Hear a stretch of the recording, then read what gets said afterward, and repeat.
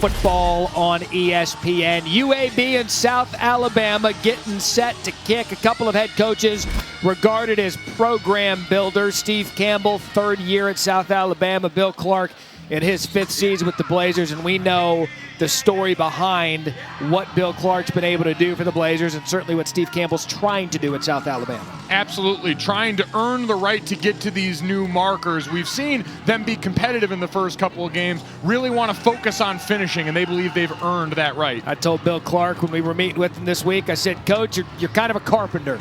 You like building things from scratch. And he laughed. He said, you know what, maybe I'm a glutton for punishment, but you can't tell me what he has done with this program coming back from not having football for a couple of years is not one of the best jobs in college football that we've seen. The one who stayed and the one who has built so much here, and really the connection for both, what he's built at UAB, being a part of the beginning as a defensive coordinator at South Alabama. He's got that knack for supercharging and jump-starting these programs. And he is certainly familiar with this program. This has been the Nissan pregame rush.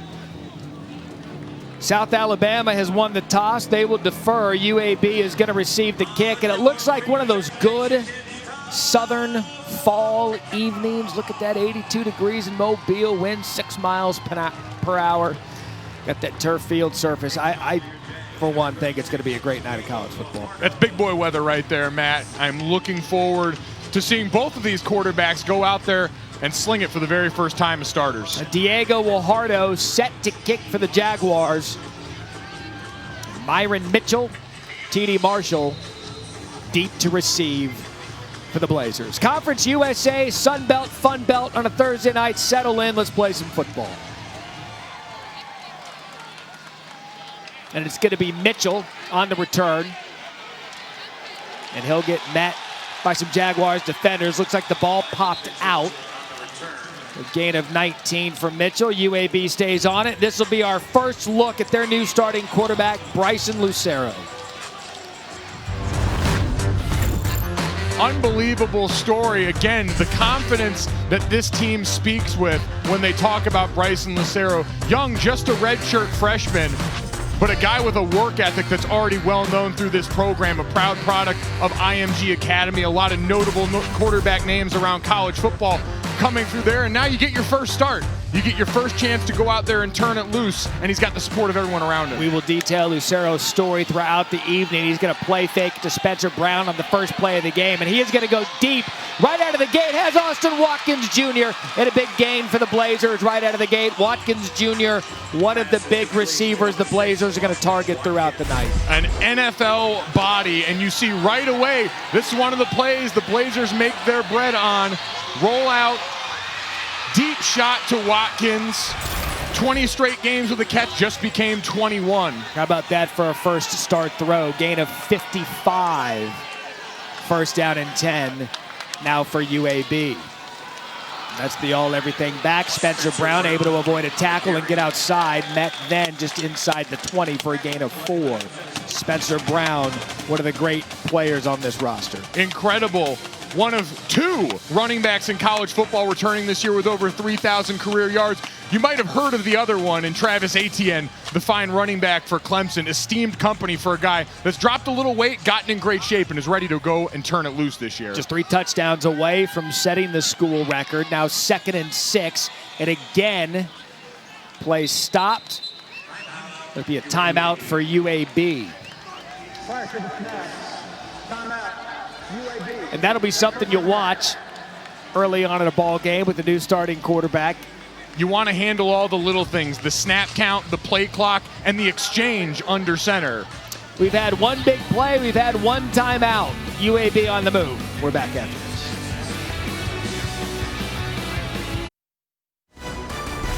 ESPN College Football is presented by Capital One. What's in your wallet? Welcome back to ESPN Thursday Night College Football, presented by Capital One as a part of Marathon Conference Kickoff. Mike Golick Jr., Matt Berry alongside. We just kicked a 56-yard play on Bryson Lucero's first pass of the game to Austin Watkins, has the Blazers set up now. 2nd and 6 from the 20.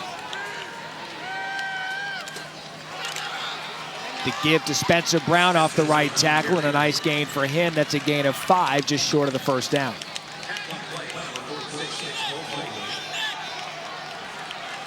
Coming out of the gate, looking downfield and making use of that arm and putting that defense on notice early. Bryson Lucero is someone whose arm strength and arm talent they raved about, and so now they've got that on tape. They've got that shot. It should make every part of the run game and the short passing game a lot easier for this young quarterback. Normal starter Tyler Johnson out with a shoulder injury in his non-throwing shoulder. Now 3rd and 1, and again it's Spencer Brown up the gut. Breaks away from tackles, and Spencer Brown is going to score to put the Blazers up 6-0. Now 2 touchdowns away from the UAB all-time touchdown record, 15-yarder for Brown. Matt, they tell you in the O-line meeting room when you're blocking most plays up, we got to block ours and had our 5, and the running back's got to make 1 miss. Well, that play Spencer Brown made 2, and that's an incredible job showing the strength despite dropping some pounds. Played at about 240 last year, down around 214, but still showing the ability to break tackles. Matt Quinn on for the extra point, and a pretty successful first drive for Bryson Lucero. His first play from scrimmage, 56 yards to Austin Watkins. These 2 receivers are as good as it gets. And you get him coming out of the slot here, working and running against the safety. And this guy, when he gets the ball in his hands after, you see him trying to already work like a running back. And then on the touchdown, here's Spencer Brown, 2 in the hole, gives him a little sidestep and shoulder. No problem for a man adding to a school record resume. Yeah, he came in with 33 career touchdowns, the school record. Pat Green has 35, so we can now cross him off down to 2. 36 would break the record for Spencer Brown, who's been with this program through the ups and downs, dropped weight in the offseason, took his diet seriously, said one of the hardest things for him to do, Golick Jr., was to quit cereal. Listen, a big-time cereal connoisseur and great taste. Said he was a big Frosted Flakes and Cinnamon Toast Crunch fan. I can co-sign both of those as a man of tremendous girth. But you got to make sacrifices. Let me tell you something. If there's one thing I'm going to find a way to sneak into calories, it's going to be to keep Cinnamon Toast Crunch. Got to find a way. You find an excuse or you find a way, Matt.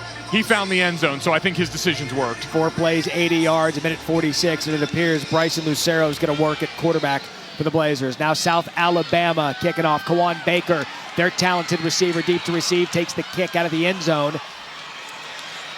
And it's going to be met by a swarm of Blazers tacklers as we now get the first look at their quarterback. This kid's a highly successful player. Chance Loverton's not only at the high school level, Mike Golick Jr., but a big-time player coming out of junior college. He brings a little bit of everything. We mentioned that point guard ability, not the runner that Desmond Trotter was, but certainly a winner. 39-1 in 3 state titles should do the trick.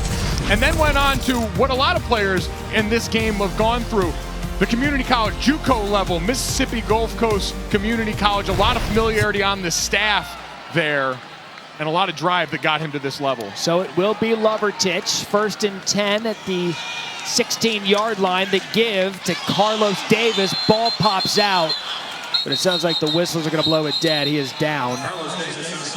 One of the big news stories in college football this week, the electronic whistles. Now officials have the option to actually use the standard whistle. And if you've watched any of us, we know we weren't the biggest fan of the electronic whistles, but you have a look at Davis, see if he was down, and in fact his left knee clearly down. Give credit, that's a pro rip by the defense. And again, it's Davis to the outside, and a good game there to give the Jaguars a first down. Gain of 10. This is an offense that wants to make its living on the ground. And with Lovertich at quarterback, has become more of a zone team. With Desmond Trotter, they could run a lot of those quarterback read power looks that you see in Cam Newton run with the Patriots right now. This a little more of a traditional inside-outside zone team now with him at quarterback. Don't get fooled. He's got skill positions at the wide receiver as well. Jalen Tolbert, a talented player. Kawan Baker, a talented player. They think that this kid can throw deep and give them a lot of punch on the offensive side of the ball as that pass falls incomplete. And you're going to see him target Kawan Baker a lot. It's about what can't this guy do. You saw him returning the kickoff there for the Jags. They're going to move him all over the field. They're going to use him as that jet motion piece, try and give the quarterback some reads off of that defense and get him the ball matched up in space. Coming off 7 catches, 129 yards, and a touchdown last time out. So now 2nd and 10. Looks like we'll get a wildcat formation with Baker at quarterback. He's going to keep it Nothing doing there. And right as we mention it, that's a little throwback to more of the offense you were running with Desmond Trotter. Get those linemen and tight ends coming back across the line of scrimmage. Try and create a seam with a guy, again, I mean, it's just, what more do you want Kawan Baker to do? He seems ready for anything. So 3rd and 8 for USA.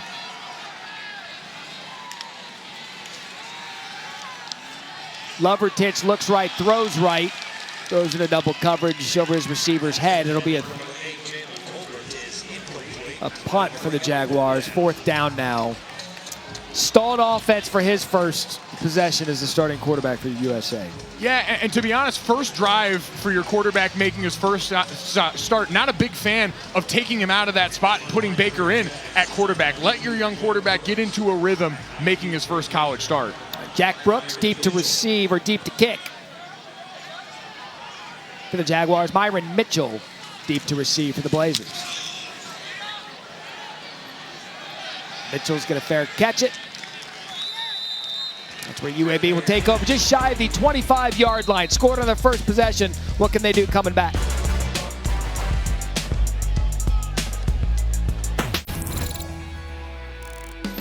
Using this as a platform to influence your community, your family, friends, people that may not know you. I started out here as a walk-on and I earned a scholarship, and since then it's become even more of a passion. It's giving me free education, and also hopefully one day it's a way that I can give back to my community.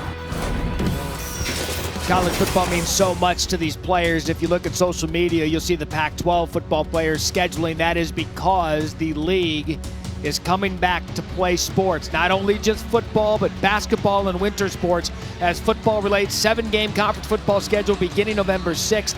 The conference is scheduled to have an 8 p.m. Eastern conference call this evening to discuss, so we can excitedly say the Power 5 is all the way back.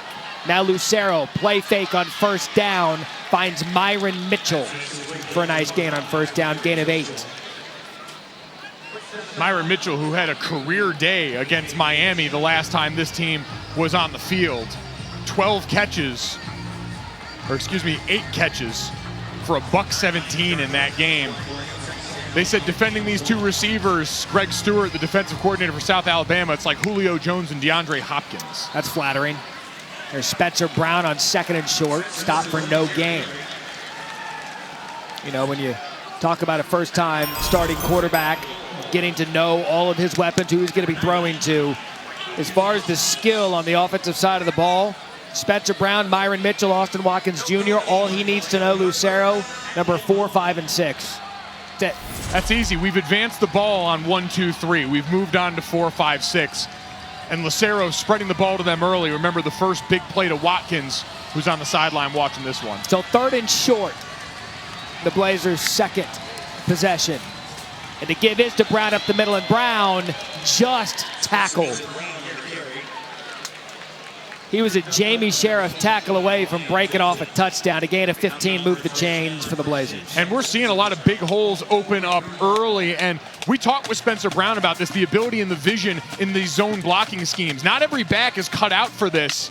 A unique ability to feel, press that hole to give his lineman a great chance at getting blocks, and then bursting through that first level.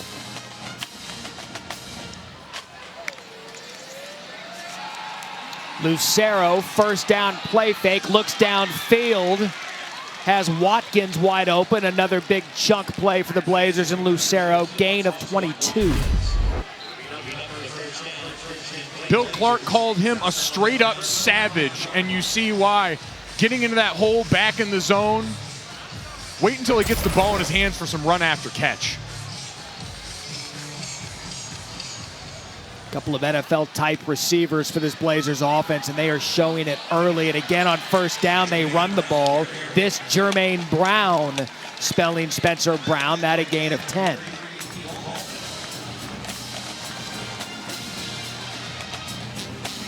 So to leave it just short of the 10. A gain of 9. UAB, they like to move. They like that up-tempo a little bit when they get into a rhythm, especially with these two guys they have out at receiver. Exactly. They'll lull you into a false sense of security with a couple of these runs and go over top.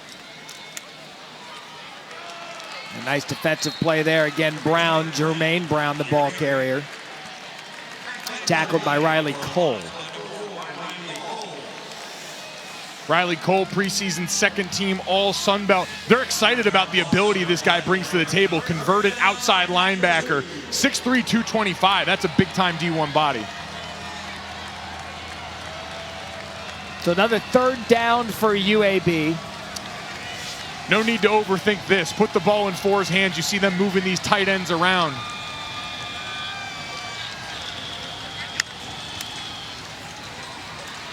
And Lucero is going to pull it and keep it, and he is met immediately. Great defensive play by Chris Henderson. Great discipline on the backside. Certainly not a major league run threat, but a great fake. 7 feathers that one, keeps his body square, and explodes to make a play. The coaches raved about Henderson's ability. They want him to cut it loose.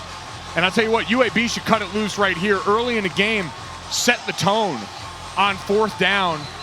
Line it up, get a couple of tight ends on the field, and hand the ball to Spencer Brown and let him do what he does best. So I'll give it back to you. You said a second ago, don't overthink it, give it to Spencer Brown. So this time we're going to double, not overthink it, give it to 4. We're doubling down on 4. I feel pretty comfortable for the Blazers and there. A timeout called as the play clock was winding down. So already UAB has burned 2 timeouts in the first half of the first quarter as they try to get their bearings set here on a big 4th down early on for the UAB offense.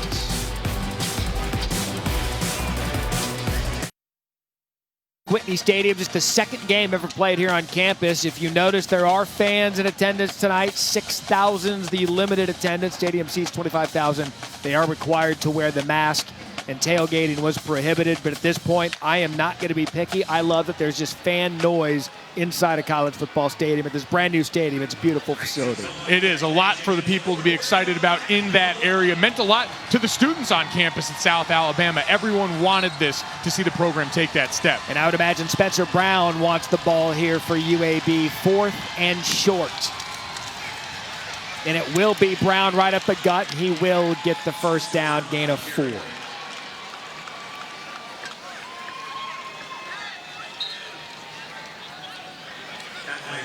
Let's go down to the field and our Lauren Sisler. It'll be enough for the first down, 1st and 10 Blazers.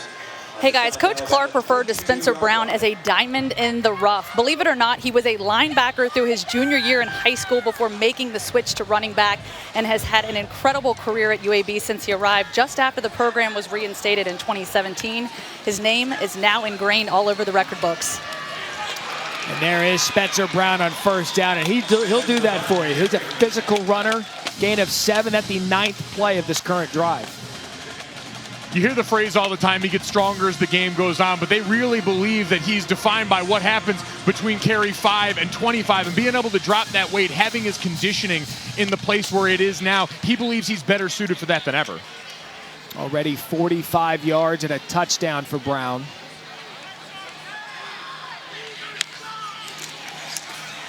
And again, they give it to him right up the middle. And again, Spencer Brown, another big run up the gut, gain of 10. UAB knocking on the door with about 6.5 left in the first quarter.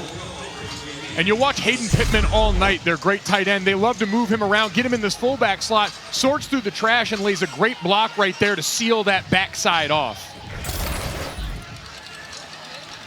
Bill Clark said Spencer Brown is the perfect player for what we needed to rebuild this program after no college football for 2 years. And we are seeing it tonight. Again, steady diet of Brown. And again, Spencer Brown near the end zone.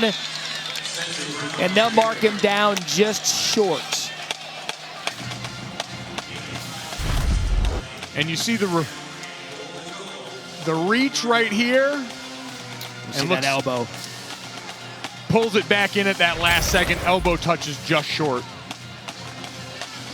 So again, Brown scored on the first possession. Now 2 touchdowns away from setting the all-time school record. 1 touchdown away from tying Pat Green with 35. And that ties the record at UAB. Touchdown, Spencer Brown, 13-0 UAB.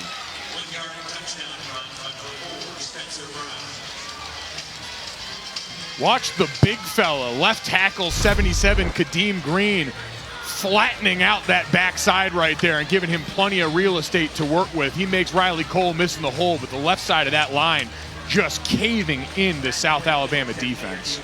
So it has been easy work for Bryson Lucero making his first career start.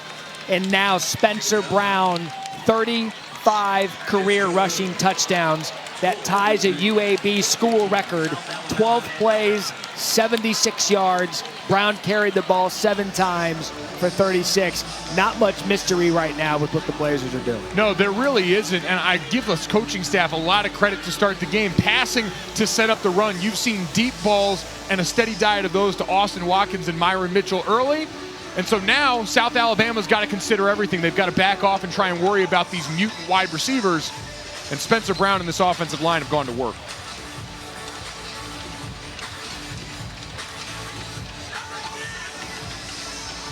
When you look at Spencer Brown, one of the better running backs in college football, he doesn't get the notoriety of Chuba Hubbard and some of the stars, but Spencer Brown is every bit of that with the productivity he's put on the field. If you look at career rushing leaders, you got Travis Etienne, all he is back-to-back ACC Player of the Year, national champion. But there's Spencer Brown above Chuba Hubbard, another Heisman candidate.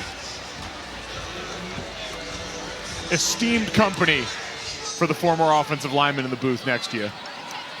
Kawan Baker receives the kick, stutter steps his way just to the 25-yard line, and that's where we'll see the second possession for Chance Lovertich making his first start for the Jaguars.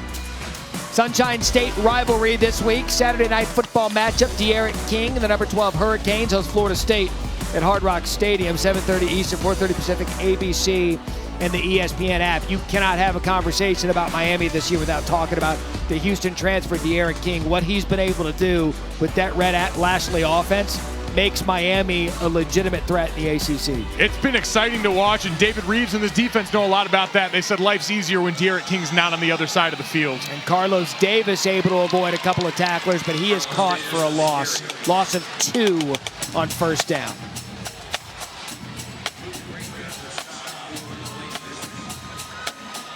Tackled on the play by Luke Brazier. Brazier spot start.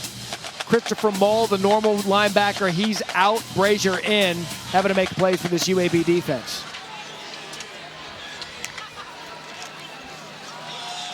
And again the give to Carlos Davis. Tackled by Fitzwilliams.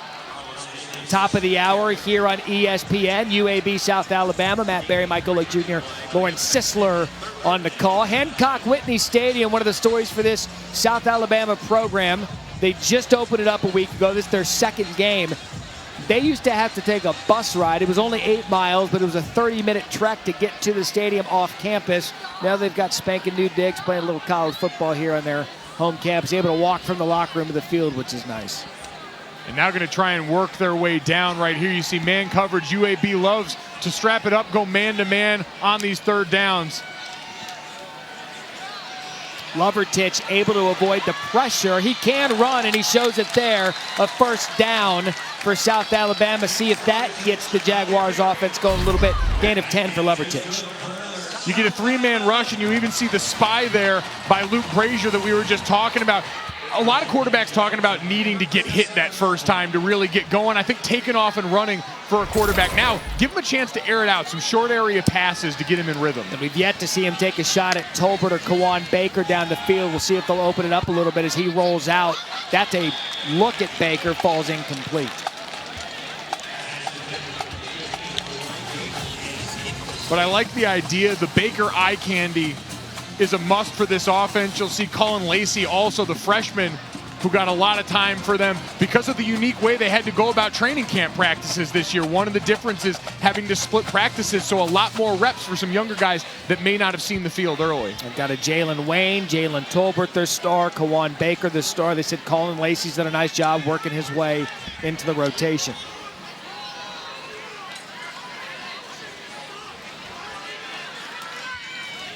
Lovertich to give to Carlos Davis out of the backfield. Nothing going for this running game early on. Tackled by Brazier, who in his opportunity loss of 2 has stepped up. And this University of Alabama defense is dictating the terms early on. You're seeing a loaded up front covering down all the offensive linemen, that bare front as it's known, basically daring Lovertich to go over the top and try and beat them through the air.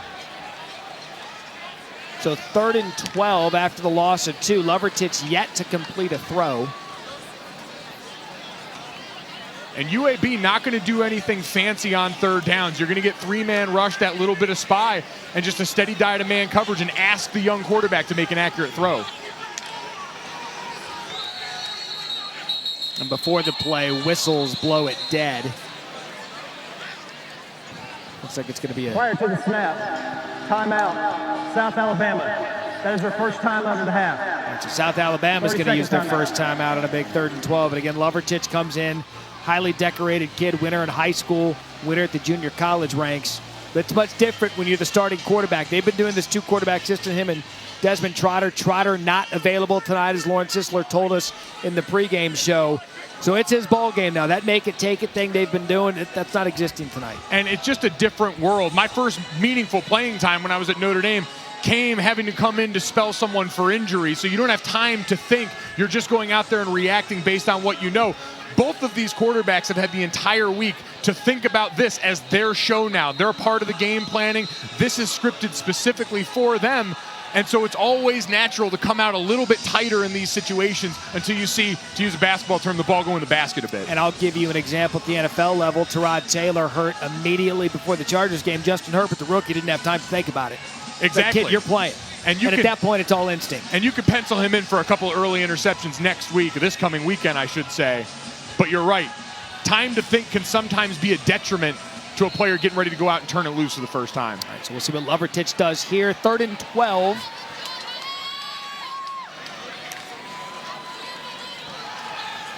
Lovertich over the middle. Pass tipped. Falls incomplete. 4th down, USA. And this is a matchup I've been looking forward to all week. You see Kawan Baker matched up against Dijon Turner, who's sort of that outside linebacker rover. He's a safety body. He's played on the back end for this team before. He was one Central Arkansas really tried to go after in coverage. And so now seeing how he was going to match up with Baker, early returns in his favor. Jack Brooks, the punter. Myron Mitchell, deep to receive, lets the ball bounce, still going to field it. Mitchell heads to the right side, looks for a couple of blocks. He'll get pushed out of bounds at the 35-yard line. We talk about Bryson Lucero, minimal starts in his career. That even goes back to high school. He comes from IMG Academy. If you're familiar with high school football and recruiting, IMG Academy is a pipeline for 4- and 5-star talent each and every year. That happened to be the case at quarterback when he was at IMG. Shea Patterson started his college ball at Ole Miss, then went up to play for Jim Harbaugh at Michigan, excuse me. And Kellen Mond, currently at Texas A&M. And so not much room for him to get on the field out there. So 1st down carry to Jermaine Brown, but they said that doesn't. They went to look at a couple of other players and actually saw Lucero on the recruiting trip and wanted to get to know more about the quarterback. He came to the program. Here he is now, their starter. They said turn on his practice tape, selling them on that.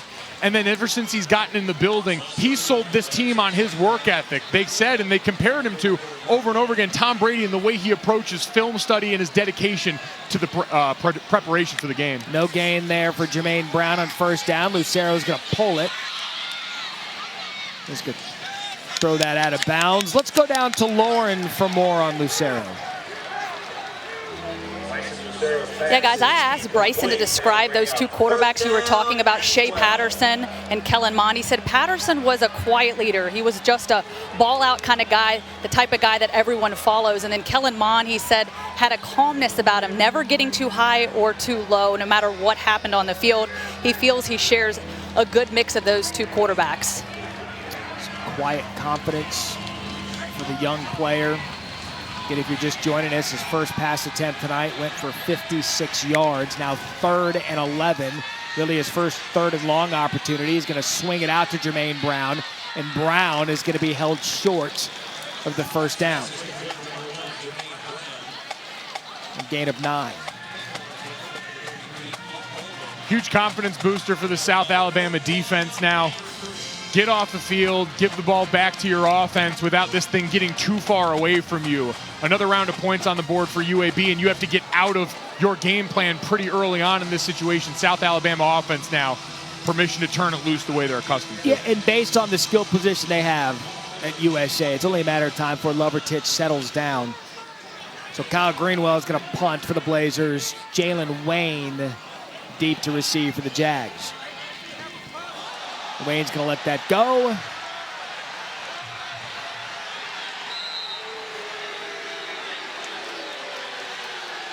And I was going to say, I would imagine at some point you're going to see a flag on the field. We see a player down now for South Alabama. It's Jalen Wayne, one of their talented receivers. Let the punt go over his head. The coverage team went ahead and hit him anyway.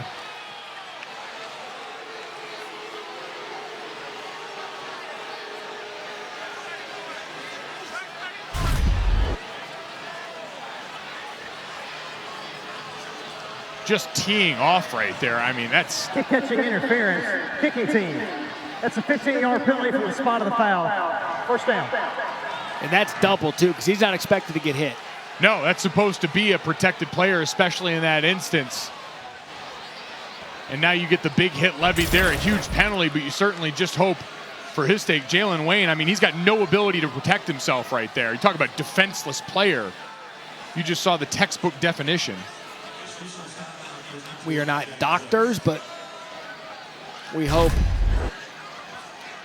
You're going to see him take a shot to the midsection right here. Maybe some wind. You'd hope, you know, we hope it's that simple. You hear the cheers now, but just inexcusable. On the other side by Kyle Harrell for UAB. So he goes, walks off under his own power, does Jalen Wayne, after taking a big hit. I'm going to take another look at him there on the bench, but certainly good to see him come off the field under his own power. Under a minute to play in the first quarter. UAB up 14-0. That'll get a sideline juice pretty quick. Seeing the other team take a pretty ill-advised, you can call that a cheap shot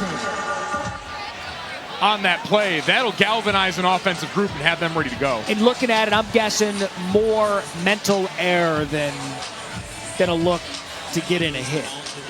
You can call it whatever it is. I know what the uniforms in red will probably be thinking in that situation as they take the field now without 4. All right, so first down and 10 for Lovertich. Ball at the 30-yard line, down 14-0.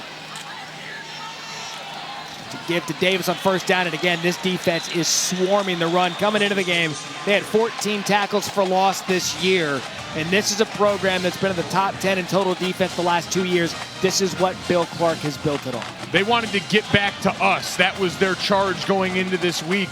One of the more dominant third down defenses in the country over the last few years, and they're stacking the box right now. You saw Jordan Smith, 3 linebackers right in there. Would love to see South Alabama hand off one of those jet sweeps to Kawan Baker. Keep them honest. So 2nd and 10, and again, they're going to try to get the running game going. This time, Jared Wilson up the middle, and again, hard work out of that UAB defense, gain of 3. So we will come to the end of the first quarter. South Alabama hosting UAB, and they are getting a full dose of Blazers offense. Austin Watkins Jr., the big play. Spencer Brown chasing school history. 2 touchdowns early. UAB up 14-0 after 1. Oh my, Levi, I got the fuse, you got the light, I got the all. Junior Matt Berry, Lawrence Sisler alongside South Alabama, UAB, and this is a new beginning of sorts for both programs with their quarterbacks. And right now, Chance Lovertich 0 for 4, zeros across the board. Bryson Lucero just sitting back, ball cap, elbows up, 4 or 5, 96 yards, and a 14-0 lead as we begin the second quarter. First start? What first start? Lucero looking chill. Lovertich yet to complete a pass. He's going to look deep and some contact, but the pass is complete to Jalen Wayne, who we just saw take the big hit, gain of 28. And pretty easy read for the quarterback. Saw his guy one-on-one on the outside, gave him the back shoulder play, and he trusts these receivers.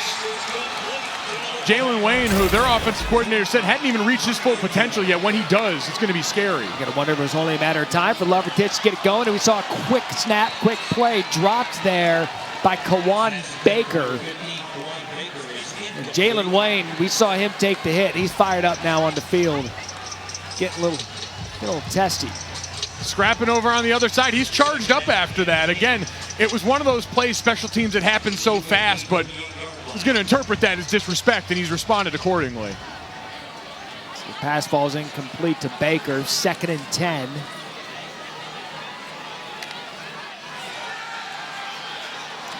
Lovertich going to go deep, has a receiver, caught, touchdown, Jalen Tolbert.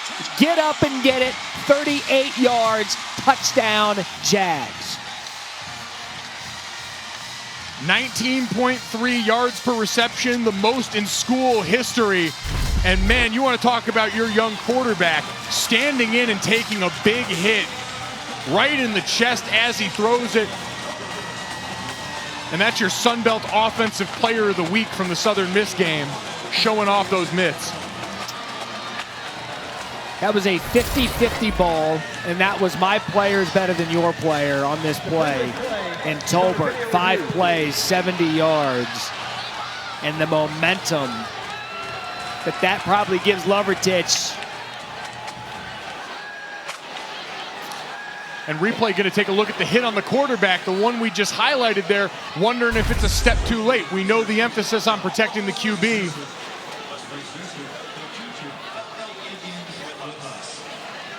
We're taking a look at the hit delivered by Antonio McCoultry.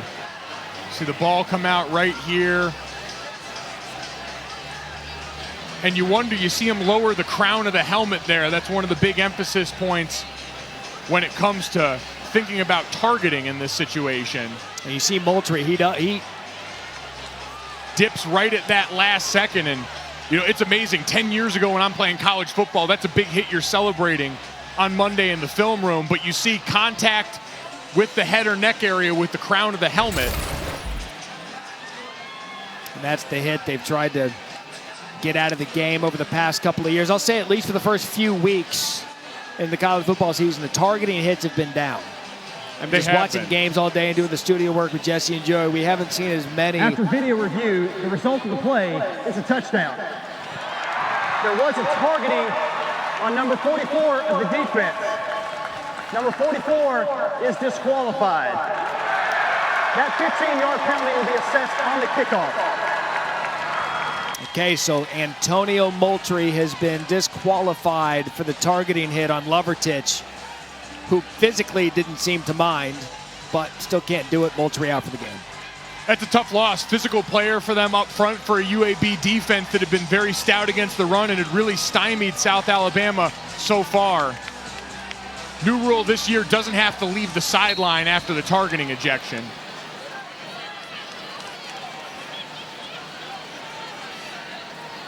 So Diego Guajardo on for the extra point. And a good bounce back. 5 plays, 70 yards. Chance Lovertich hadn't completed a pass until this drive, and he did so big. Set in the pocket, takes the big hit, finds Tolbert. We've got a ball game, start of the second quarter. USA now on the board. UAB up 14-7.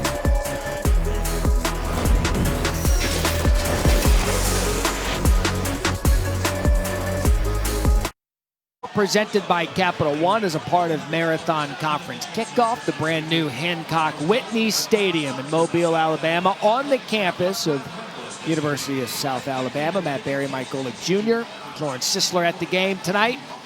And a big play and a big strike for the South Alabama offense for the early part of this game. And through the first quarter, they had nothing going, and they were able to respond. So Guajardo set to kick, and a surprise onside kick. Ball's touched, didn't go 10 yards. There's some nodding that yes, that it did. We'll see who came up with it.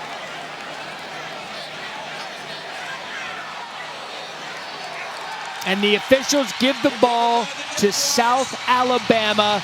Jaguars recover the surprise onside kick. What a call by Steve Campbell. Let's see the ball right here. Oh, easily went 10. Great job of awareness by the kicker, throwing it back to his teammates. After the onside fiasco we saw at the end of the Atlanta Falcons-Dallas Cowboys game. For the Falcons, great execution here, much like the Cowboys, able to fall on that ball and give themselves a chance to tie this thing up. Devin Boyson recovered the onside kick, and now they've got a little momentum. Lovertich took the big hit, threw a perfect ball, having another look. This is like taking your pitching wedge or a 9-iron just off the green and doing a little punch shot. That little bit of English. A little bit on it. That's me right off the side of the green yelling, check, check. No, that's you sculling it off the green saying 4. Sounds about right. Kicks that from the 50 because of the penalty, so able to take advantage. Let's see what Lovertich does here as whistles before the snap.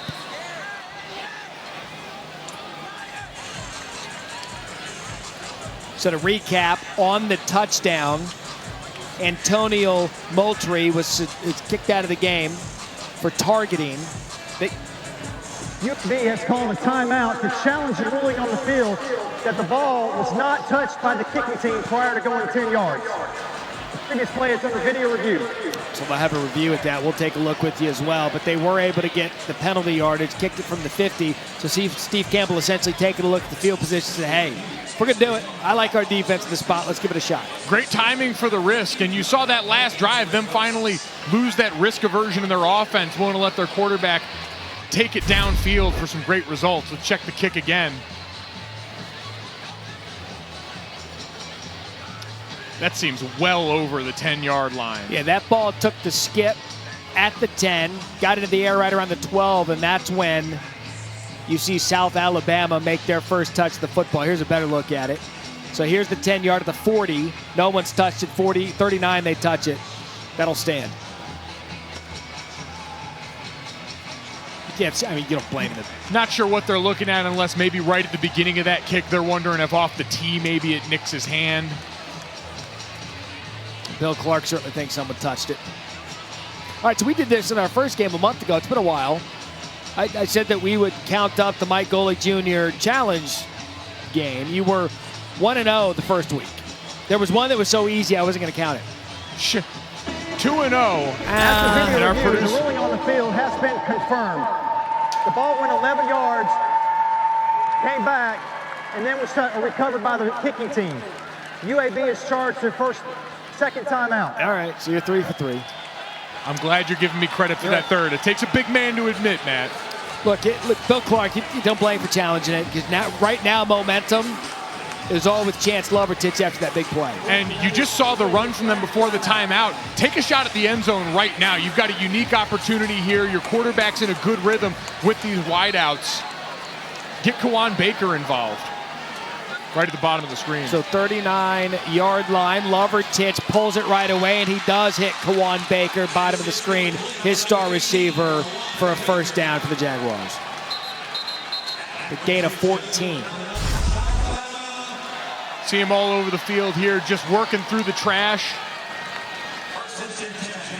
And doing a good job, this whole receiving core making contested catches. Another hit. Number 30. Half the distance to the goal, automatic first down. So they're calling another late hit on the UAB defense. That Jalen Ram. You saw he at least kept his head out of that one. This whole defense on notice after seeing the targeting. I've got a text coming angrily from my father in 3, 2, 1. The former defensive lineman surely upset that you can't hit anyone anymore. That is seemed to be a popular refrain for some of the old schoolers. So now 1st and 10 for the Jags that give to Carlos Davis. Nothing going again. Tackled by their linebacker, Noah Wilder.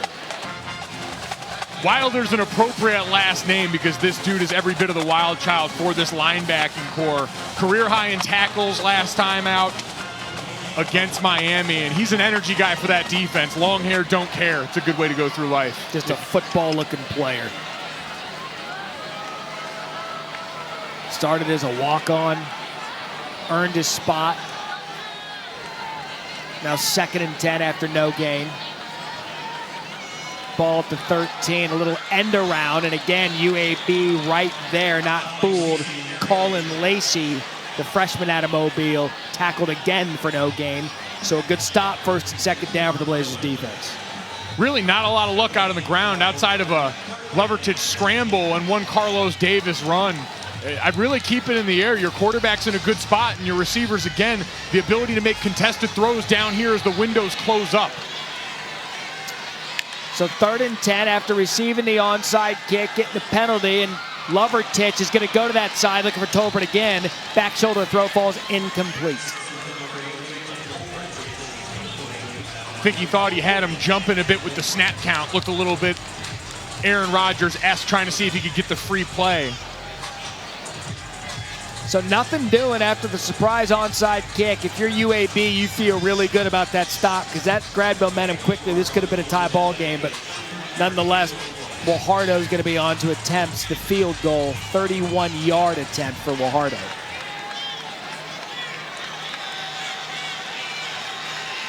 Jake Harwell, the snapper. Tanner McGee, the holder. Kick is up and clean, but USA able to get some points out of it. They climbed to within 4, 14-10 UAB. All right, so we're gonna hold on, we're gonna flag. Looks as if they're pointing to the defensive side. Offside, defense, number 1. That penalty is declined. Score's good. All right, now we'll give you my handy-dandy break to toss the break. We'll be back, 14-10 UAB. I love the game of football. Football more than just a sport to me. I feel like it's a mentality. The most important thing in football to me is the bonds you make with other players that you'll never forget. Football means a lot of things. It's a competitive sport, but it also brings life lessons and the relationships along the way. It is our season-long goal to celebrate this beautiful sport. Most players don't end up in the NFL. This is where they play, and they're going to play Saturday night, Sunshine State rivalry, the Saturday night football matchup. De'Aaron King and the Hurricanes hosting Florida State Hard Rock Stadium. 7:30 Eastern, 4:30 Pacific, ABC, and the ESPN app. Also, College Game Day will be out there. I'd be stunned if that game didn't come down to a kick. Usually does, and we talk so much about De'Aaron King. How about Cameron Harris through the early portion of this season? Another stud Miami running back. You give De'Aaron King a lot of the credit, but he has certainly been good. So Diego Guajardo set to kick off. Myron Mitchell, T.D. Marshall deep to receive for the Blazers. Let it go into the end zone. Touchback ball at the 25. Let's go down to Lawrence Sicily. Touchback, it'll be 1st and 10 UAB from their own. Yeah, guys, we have a very frustrated Chance Levertich down here on the South Alabama sideline. He just pulled off the headset, walked over to Tolbert on the bench and said, "You got to trust me, man. You got to trust me." He went back over to the headset, then came back over to Tolbert and sat down next to him, patted him on the back, and now they're having a good conversation. You see the conversation they're having there, and that's one of the things they loved about Levertich, his ability to lead and his confidence that he has in himself to run this offense. You get a lot of maturity from these JUCO players coming in who have had to scrap just to get here. So 1st down and 10 at the 25. Lucero, a play fake on 1st down. He's going to go deep, has a receiver, and overthrows Trey Shropshire. Had him beat. Eerily reminiscent of the first play of the game. Love them leaning into the arm strength of this quarterback and showing it off there. That's the old Brett Favre, just throw it as hard as you can. And he understands that guy should be hitting his head in the goalpost right now. Yeah, Darrell Luger, corner on the play. He got beat. He'd love to have that one back. Nonetheless, incomplete. 2nd and 10.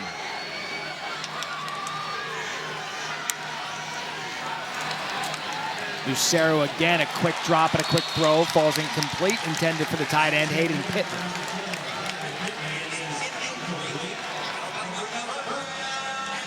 And now you get to stress test him on third down here. Really one of their first third and long shots. Let's see if South Alabama decides to heat him up a little bit, get some bodies up around that line. Maybe cut one of their linebackers, like Riley Cole, going towards the backfield, challenge the middle of that O-line in protection. Notable on this possession, Spencer Brown, 10 carries, 60 yards, 2 touchdowns, has not touched it on first and second down. He won't again here, and again it's Lucero looking to go deep, and that one placed perfectly to Myron Mitchell. What a throw, what a catch, gain of 38, first down Blazers. Dropped it right in. Look at the concentration. Perfect over the shoulder, only need 1 foot. That was Austin Watkins on the catch, and again, one of the 2 dynamic receivers for the Blazers.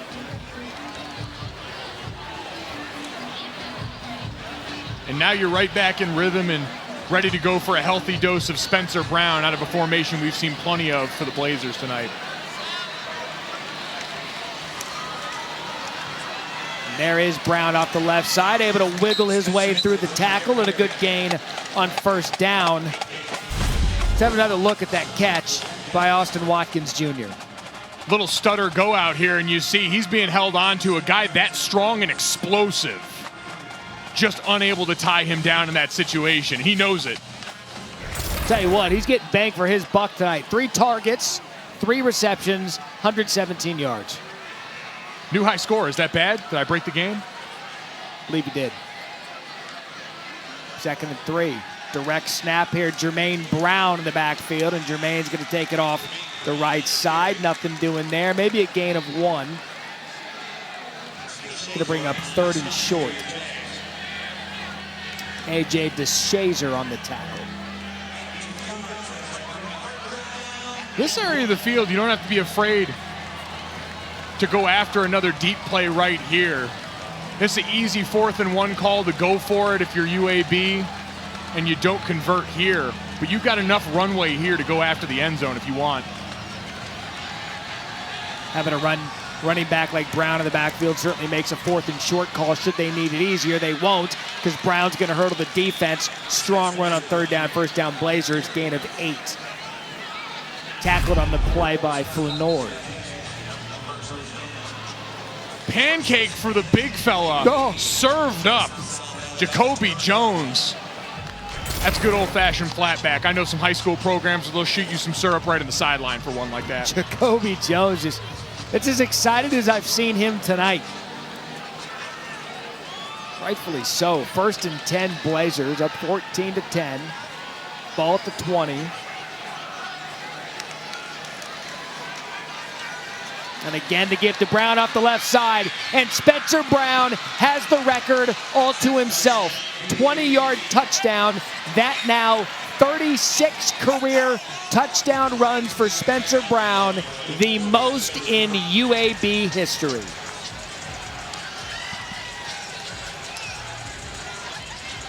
Another incredible addition to the record books for an incredible career. And Matt, offensive lines make good runs. You're going to see coming in at the end of this play, wide receivers blocking downfield make great runs, getting just enough of Devin Roquette on the outside to spring Spencer loose for a record setter. He came into this game needing 3 touchdowns to set the record himself, and all Spencer Brown has done tonight, 13 carries, 94 yards, and now the most touchdowns by a running back in school history. 2 quarters, 3 touchdowns, UAB up 21-10.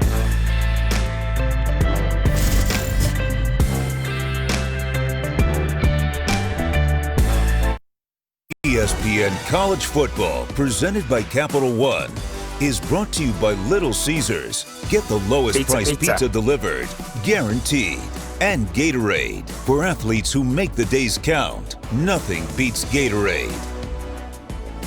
Opened on September 12th. Congratulations to South Alabama and Hancock Whitney Stadium. What a great venue it is, and what a great start it has been for Spencer Brown. We said going away he needed 3 touchdowns tonight to break the school record held by Pat Green of 35, and he has done that in a quarter and a half.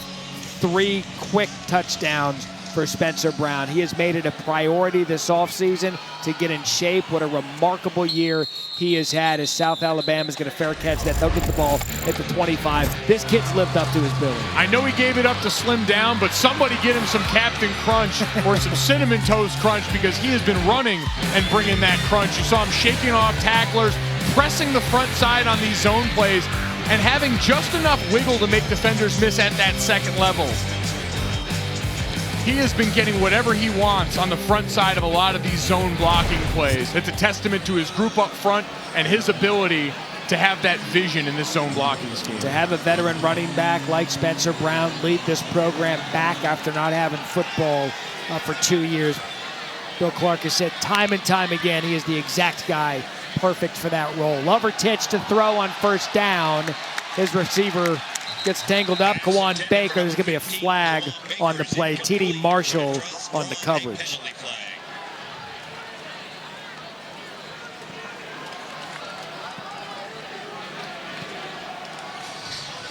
Easy one for the refs there. For UAB defense, you don't want to bail them out now. Your offense has been getting, so far, whatever it wants, especially on the ground. You come out here and force a 3-and-out on defense, you can put this away and make it late early. Bill Clark has been one of those coaches time and time again, along with his defensive coordinator, David Reeves. There is no foul for defensive pass interference. Second down. They must be looking at the feet and saying that they got tangled up, but there appeared to be enough jersey in hand by T.D. Marshall there to make that call. A break there definitely for the UAB defense. Yeah, we're watching the replay at the same time. We kind of look at each other, give ourselves the head tilt, like a yellow lab. Like, what did they see? Not the same thing we did. So 2nd and 10 now.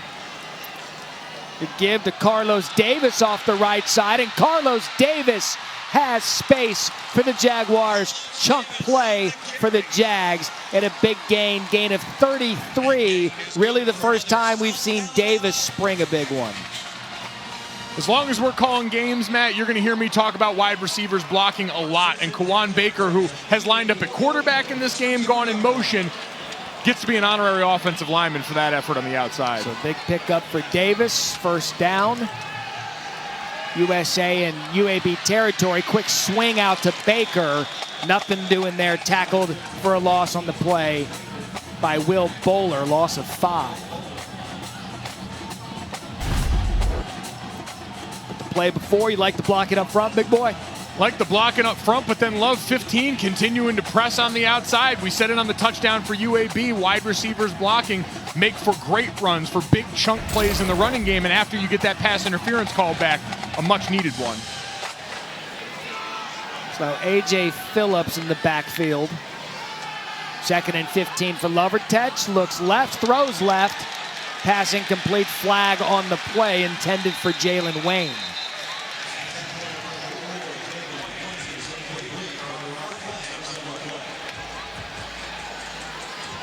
Bill Clark, UAB's head coach, doesn't seem to agree. Pass interference, defense, number 1. The ball we place in the spot of the foul, automatic, first down.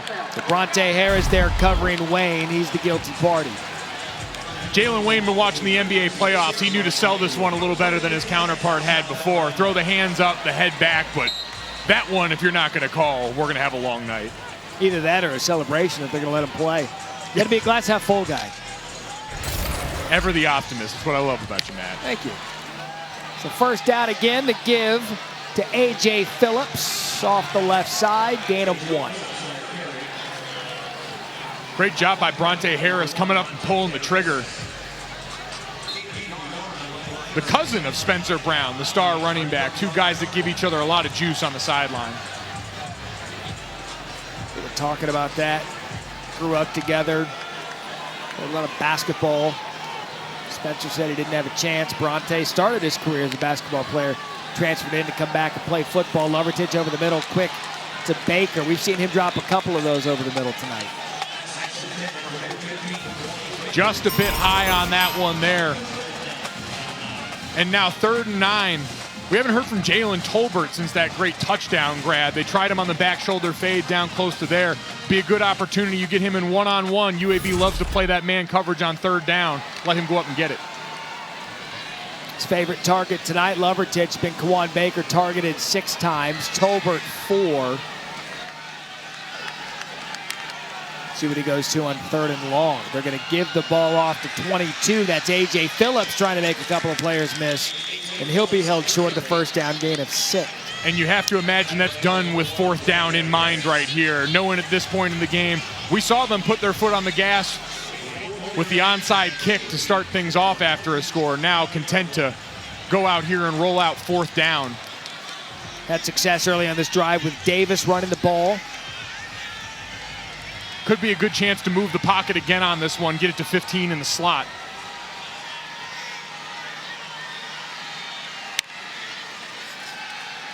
So a quick hitter for Lovertich, going to be good enough to move the chains. Trent Tyre, the tight end, makes the catch. First down, South Alabama. Tyre, another JUCO transfer for these guys that didn't get a spring football season this year. But again, that 2-spot training camp that they dealt with allowed him to go in, get on the field, and really get a lot of meaningful time for them. South Alabama able to be positive a little bit about COVID and the fact that they were able to practice 1s and 4s, 2s and 3s. 1s and 3s, 2s and 4s. Ball's on the ground. Lovertich able to fall back on it, but they were talking about how they were forced to practice 1s versus 3s, 2 versus 4s to really develop a lot of this young talent, but to keep the players safe. You see miscommunication there on the exchange with Carlos Davis, but Lovertich right there to fall on it. That one on the center right there, outside of the framework of the quarterback's body, and that's Brian Ankerson. That's a 5th-year senior for you. Got to limit the mistakes from everybody else. You know you got to pull a little bit tighter with a new starter at quarterback. So 2nd and 12, Lovertich sacked. Tried to get out of there, but Jordan Smith wouldn't let him go, and a loss of 7 for the UAB defense. 2019 second team All-Conference USA. And you see Wyatt Green at left tackle, feet underneath him. If that first step is going forward against a guy 6'7", 255, they've got a pair of 6'7" outside linebackers with some get off to match. That's frightening. 6'7", 255 is Jordan Smith. So now 3rd and long, 3rd and 19 for Lovertich. Play clock down to 5.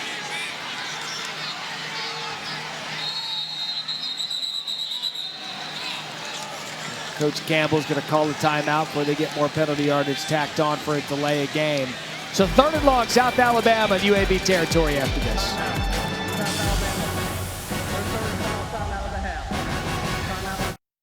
Titch, starting quarterback tonight for South Alabama. His first career start, transferred in from Mississippi Gulf Coast, a star in junior college, won a national championship. And he typically does a back and forth with Desmond Trotter, the other quarterback for South Alabama. He's not available tonight. Lovertich was going to start anyway. And so a new beginning for this program and a new quarterback who they say has little man syndrome was what they said about him, but confident in his ability to lead this team. We've already seen that fire on the sideline and now starting to translate into production on the field. 5'11", 185, we're being clear on the height and weight. A quick shot out to the outside. Colin Lacey, the catch. Let's go down to Lauren Sisler.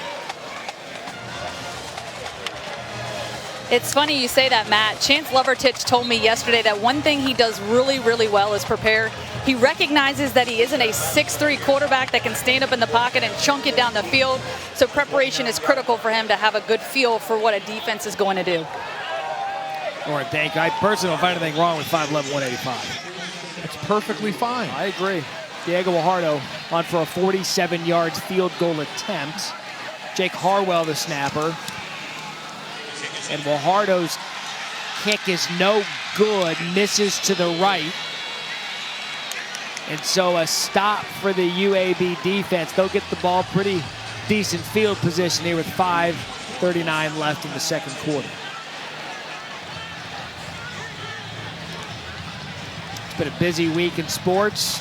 NBA playing in an unfamiliar time because of COVID. They had to delay the season. We've got Game 5 in the Eastern Conference Finals. Heat Celtics tomorrow night at 8:30 Eastern. NBA Countdown gets our coverage started at 7:30 on ESPN, ESPN Deportes, and the ESPN app. Ooh, Tyler Hero, let me tell you something. 20 and younger, second most NBA playoff points, came off the bench. The Heat are fun to watch. As is this guy. First down. Lucius Stanley, the ball carrier. I was set to tell you Spencer Brown was just a fun ball carrier to watch. They brought in the third running back of the night, Lucius Stanley. He looks the part as well, gain of 8 on first down. And when your offensive line's doing the kind of work that this group, along with their tight ends, Garrett Prince and Hayden Pittman, you're seeing a lot of wide open rushing lanes. I think you and I could make look pretty good. I think we have to hit that quota of saying the announcer could have hit that hole during the ball game. So job well done by us. That is. Check that one off the cliche list. Now 2nd and 2. And again, it's Lucius up the middle, first down, gain of 3. Just when you think you're dialed in on one running back, we've seen Jermaine Brown in there. They tried out a third running back, but it's the same thing. The offensive line dominating this line of scrimmage. And remember, they started off the last drive going deep over the top. They started off the game going deep over the top. South Alabama has no idea what's coming right now, and that's advantage UAB. They can keep leaning on this. Lucero pulls it back. He's going to look deep. Has Myron Mitchell open, and Mitchell catches the ball. And another big gain for the Blazers to take it to around the 7-yard line. Gain of 54. Hold the phone. He's got a cannon. And you see all that attention being played to Austin Watkins. And Myron Mitchell gets one-on-one going down the field. That's the beauty of having multiple monsters in that receiving core. And a quarterback that can really air it out. Good Dwayne Lord. Batts was on coverage of Mitchell. And another big play. And again, it's Lucius Stanley who they've decided to ride on this drive. 1st and goal. Little to no gain, bringing up 2nd and goal. But have a look at the arm again on Lucero. They told us he could throw it 70 yards, and I figure it was like saying you're 6'7" on the basketball team. Everybody's 6'7" at that point, but ask and you shall receive. They have the utmost confidence in his ability to send this downfield for those big-bodied wideouts. Both of which have had a nice evening so far. Austin Watkins, 3 catches, 117 yards. Mitchell, just the 2 receptions for 61. But they are getting big plays as Lucero fakes, rolls to his right, throws it intended for Garrett Prince, but he's out of bounds.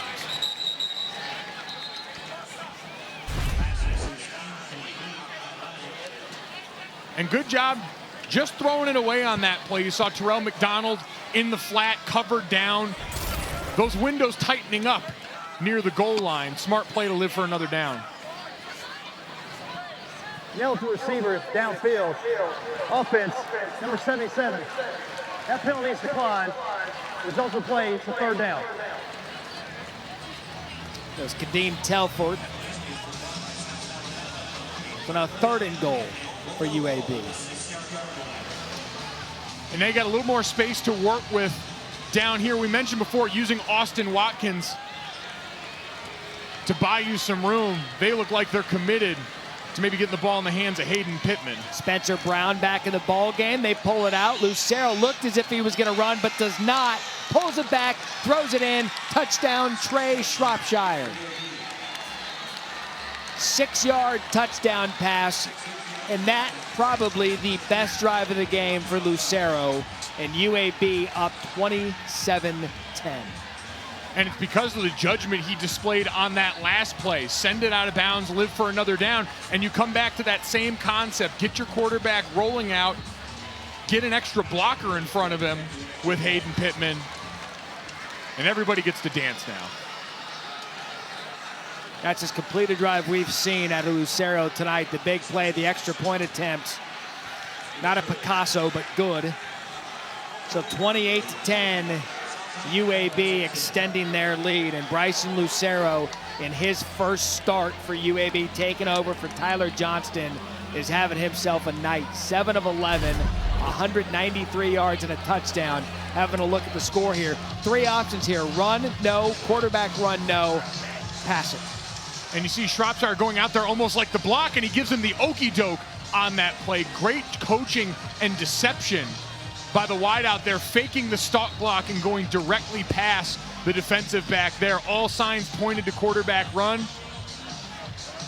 And instead, we get moves from everybody. Coordinated celebrations in college football. Good for Shropshire. You know, candidly, I'm tired of the defense is always getting their turnover chains and their thing. It's time to let the offense eat a little bit after a touchdown.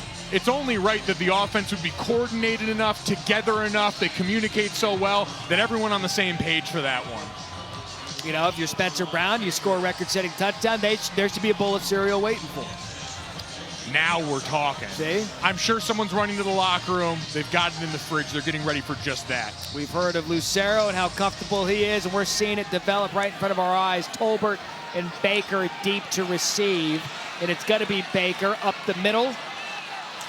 He's going to take it to the 25-yard line. Let's send it to the studio and Kevin Connors. Kevin? And Matt, you guys have been talking about it coming up at the half, the return of Pac-12 football. We'll explain what it's going to look like. Joey and Jesse will weigh in on how it's going to impact the college football playoff. Plus, the SEC coming back this weekend. New quarterbacks at Alabama and LSU. New head coaches at Ole Miss and Mississippi State. Matt, it is a Week 4 primer, and it's all coming up at the half. Kevin, thank you. It went out of bounds. Let me tell you something about the studio crews on a college football Saturday. Jesse and Joey and Diesenhoff and all the other guys that work hard, old Steve Oling, Riv. We're the heart of college football Saturday, studio raps. Agree or disagree? One of my favorite parts of every college football Saturday. No doubt about it. College football final, if we can get Galloway on a plane, all things are good. Lovertich swings it out to Davis on first down. Davis has a little bit of room, big gainer. Gain of 18 and a first down. Jags operating in that hurry up with 3:04 left in the first half. They're starting to move it. You saw Jalen Tolbert with a little bit of a pick. Offense always calls it a rub, gets the running back loose, and now they're moving. So again, it's Davis. Davis met in the backfield by 4 UAB defenders. That's going to be a loss of 4 on the play. Fish McWilliams making his presence felt. Just beating Tyler Jernigan straight up. We got a man down for UAB.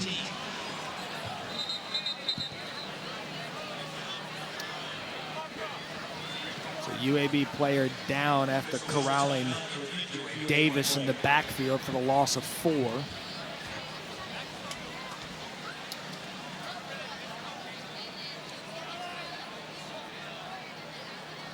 Coming up on Saturday, UFC 253 Fight Island in Abu Dhabi. 2 title bouts. Israel Adesanya defends his middleweight belt against Paulo Costa. And Dominique Reyes and Jan Blachowicz square off for the vacant light heavyweight title fight. To order the main card, go to ESPNplus.com/PPV. The prelim starts 7 Eastern, 4 Pacific, ESPN2, ESPN Plus, and ESPN Deportes, with the main card on pay-per-view at 10 Eastern. That was Jordan Smith down for UAB. Looked like they were stretching out a cramp there on the calf. And so Smith blowing some kisses to the away fans. Looks as if he's jogging off, but they're taking a look at the clock now. See what this play was blown dead and how much time there will in fact be left on the clock prior to the half. See him down with what looked like over 2 minutes and 50 seconds left. All right, nothing doing there. 2nd and 14. Lovertich climbs the pocket, gonna keep it himself. Slides down, minimal gain of 7. This is another great spot for a quarterback in his first start. Again, that junior college experience. You get into that 2-minute mode, no time to think. Get up there, call a play you're familiar with, and get the ball out of your hands quick. South Alabama, just the 1 timeout. Lovertich is going to look left, swing it out of the backfield, and that's just dropped. John Tank Miller, the intended receiver, bringing up a 4th down. UAB out of timeouts, 2:02 left, but based on what we saw in that last drive, You would if they'll dial up a couple ball plays, see if they can get more points before the half. Absolutely. 2 minutes, you got plenty of time. You've got everything in your arsenal here. Provided they get a good punt off. Going to be starting pretty deep in your own zone, but we've seen they can move it in chunks. So Jack Brooks, deep to punt. Myron Mitchell going to receive for the Blazers. He's going to fair catch it. Calls for the fair catch at the 15-yard line. The big news tonight, it appears we have all Power 5 football scheduled to play as they announce they will return to action. 7-game conference football schedule. It will begin November 6th, and the schedule is going to be released in the coming days. We don't know for sure, but I can tell you if the season's starting on November 6th and it's a 7-game schedule, I don't know how much that would put the Pac-12 into the playoff discussion, especially with the 7-game schedule starting so late. Nonetheless, though, Power 5 football is going to make a run at this in all levels. I'm sure a lot of it's trying to avoid the spring season. We know the complications that come with having to potentially play 2 seasons so close together, so get to avoid that. All right, let's see what UAB does here. 1st and 10 at the 15. That's a give to Spencer Brown. No timeouts left for UAB, gain of 1. Looks as if they'll be conservative with a 28-10 lead in the first half. Tackle on the play by Nick Mobley.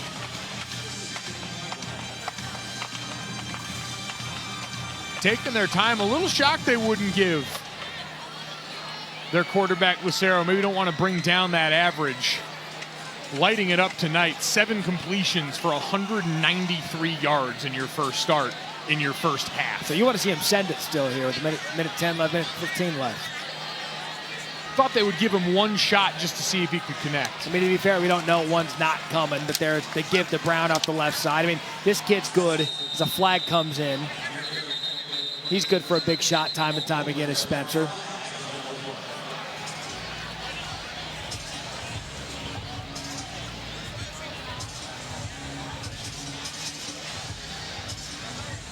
So we said at the beginning of the telecast that officials now for the first time this season will wait and listen to the call here.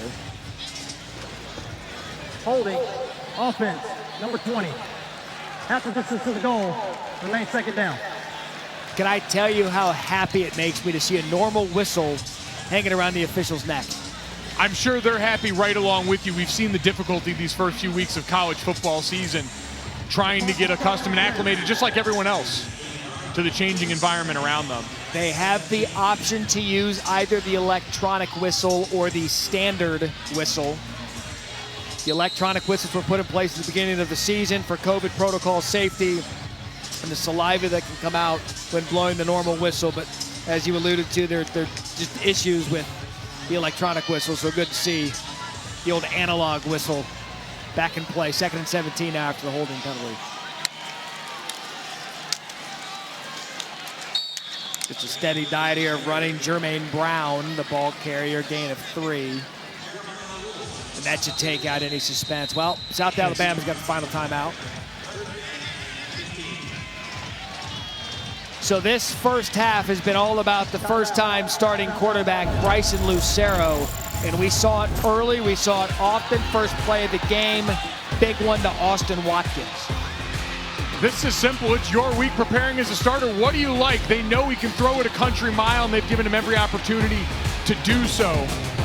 South Alabama DC Greg Stewart said it's like defending Julio Jones and DeAndre Hopkins, and we have seen every bit of that ability on display for this UAB receiver core, and it's all been with Bryson Lucero at the helm. Tell you what, that's efficient. 7 of 11, 193 a touchdown, no mistakes, no interceptions. You'd mentioned those big-bodied receivers. Austin Watkins, 3 catches, 117 yards. Myron Mitchell, 2 for 61.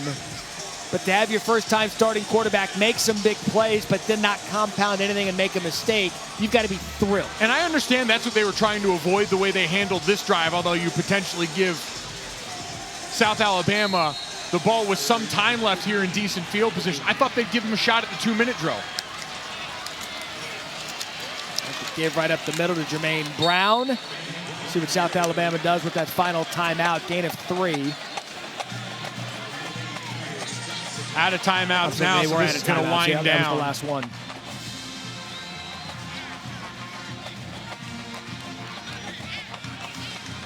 So all in all, the first half dominated by the Blazers. 315 total yards, 165 for the Jaguars.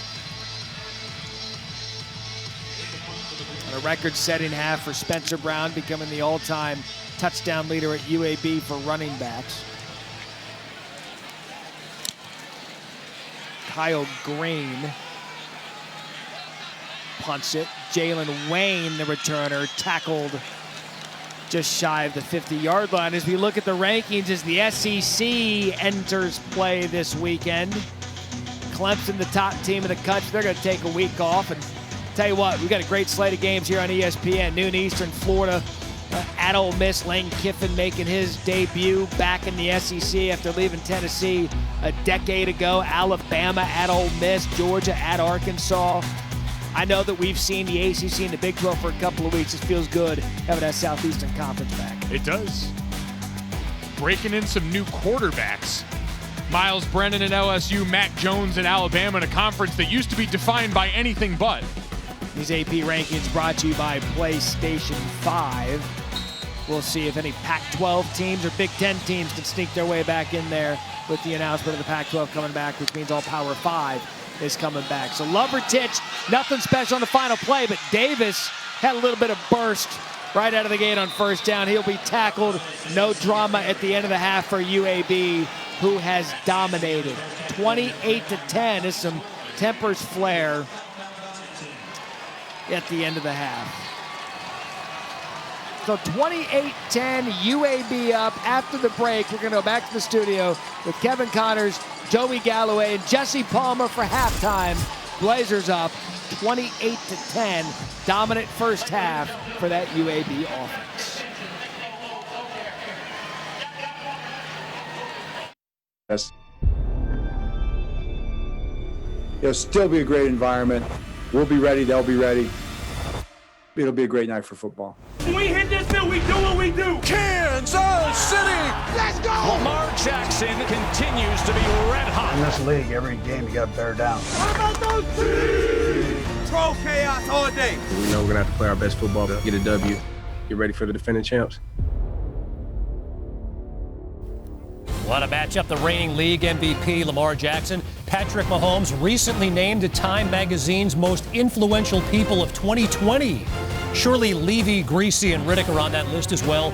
Monday Night Football, 8 Eastern. What a matchup. Chiefs and Ravens, ESPN. Bryson Lucero has a touchdown throw. Spencer Brown, 3 TD runs. Chance Lovertich and the Jags have some ground to make up. 28-10. Back to Mobile after this.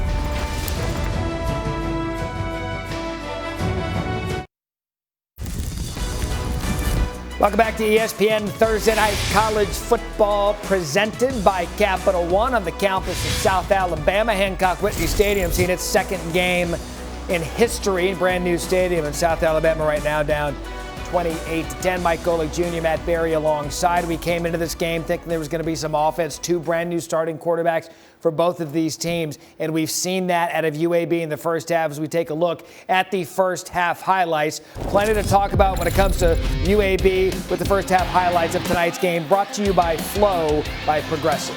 And this is modern football. Passing to set up the run. We see them leaning into Lucero's ability to throw that deep ball each and every day for them.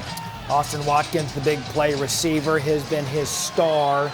Kawan Baker deep to receive, and a touchback down to the third member of our team, and Lauren Siskel. Hey guys, I talked to Coach Campbell coming out of the locker room. Of course, he's very impressed with Chance Lovertich thus far, his demeanor, how he's handling things. He says he could be a little bit more patient, and they really need to do a better job of protecting him. As far as defense goes, they're letting those balls rip over their head. He said they've got to do a better job of tackling, stop the outside zone from UAB, defend the deep ball, and tackle better. Lauren, thank you. We did get a sense for Lovertich in that arm once he found a little bit of a rhythm towards the end of the first half. But the running game for UAB has been tough to come by. Carlos Davis on the ball carry, tackled by Jordan Smith. And I think Jordan Smith, Alex Wright, these rangy outside linebackers lining up at that end spot for UAB, too athletic for this spread zone running game to be able to work. They're going to have to air it out early and prove that Lovertich can make some completions over their head this half. So no gain on that one. 2nd and 10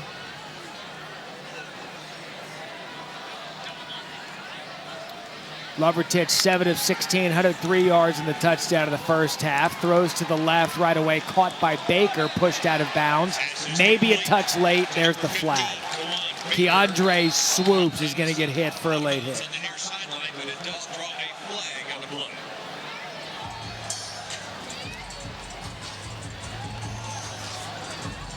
Seen that a couple of times at a UAB tonight. A little late on the contact. After the play, a foul, late hit, defense, number 21. 8-yard penalty from the end of the run, automatic first down.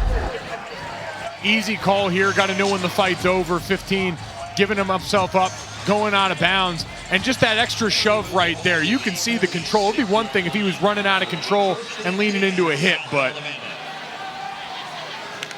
So 1st and 10 after the penalty.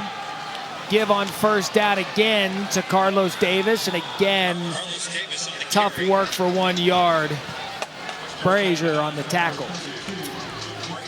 And again, too much penetration. Jordan Smith getting upfield, forcing the running back to stop his feet. The rest can rally to the ball.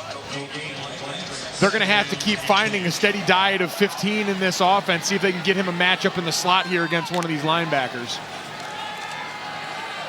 So Lovertich trying to get out of the pocket, cannot get away from UAB's defense. Noah Wilder started the fun. Tony Fair got in on it. They bring down Lovertich, loss of 5. It's great timing by Wilder right here, and you see the running back kind of in no man's land. Carlos Davis flaring out there as the linebacker, he watches go right by him, almost olayed straight to his quarterback. And now 3rd and 15. They averaged 3rd and 10.3 to go in the first half. I don't care if it's your first start or your 40th. That's a tough way to make a living.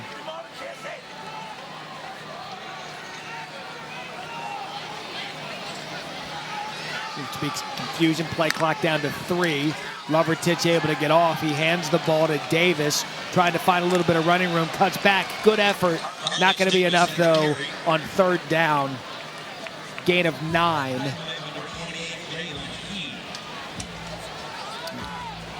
And that's going to be a punt for the Jags to open up the second half. And this is the right move. This isn't too out of hand yet where you've got to start acting completely out of character. You pin them deep and you give your defense a shot to get you a stop coming out of that first half locker room.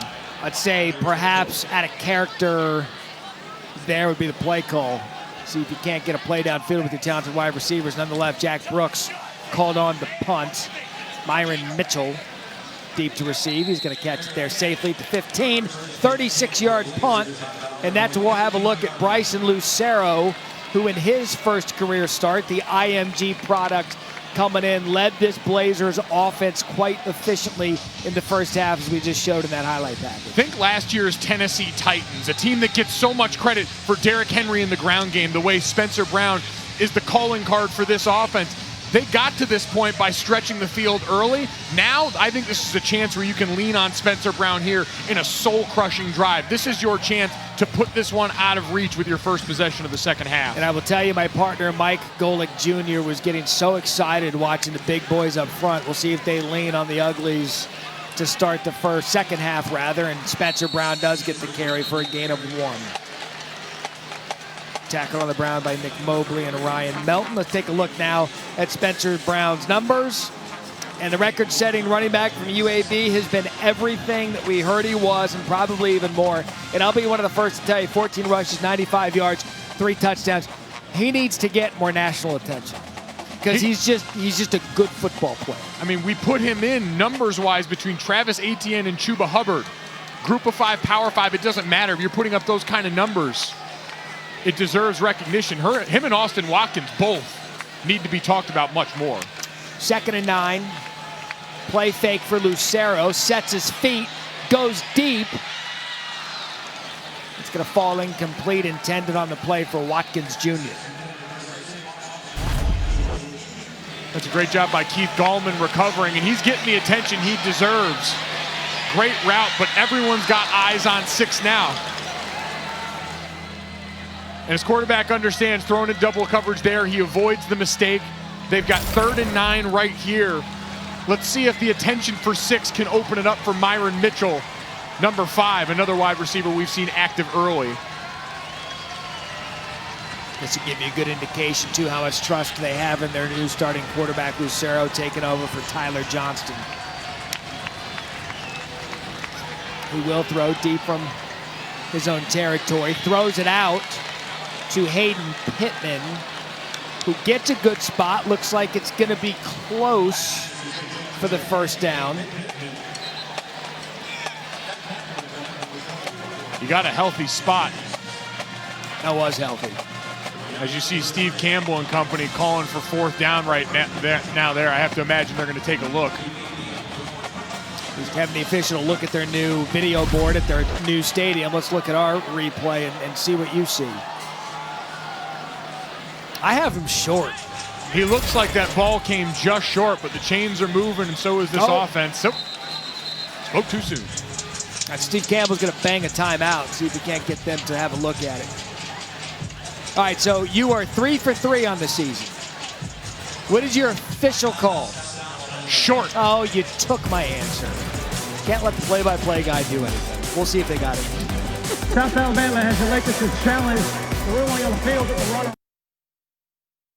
At the replay, it was 3rd and long. They ruled it on the field that Hayden Pittman had enough for the first down. Steve Campbell wanted another look at it. Mike Golick Jr. said that he was short. So here was the play. Good news for UAB. Called the field stands. They did get the first down. Bad news for one Mike Golick Jr. He is now 3-1 on his challenge predictions. Coach Golick cannot be reached for comment at this time. We're reeling over here, but we will recover. And this UAB offense gets a fresh set of downs right now. Did you just answer a question I didn't ask? Yes. Good. Yes, I did. That Barry, Mike Golick Jr., Lawrence Sisler on the call. So first down, Blazers.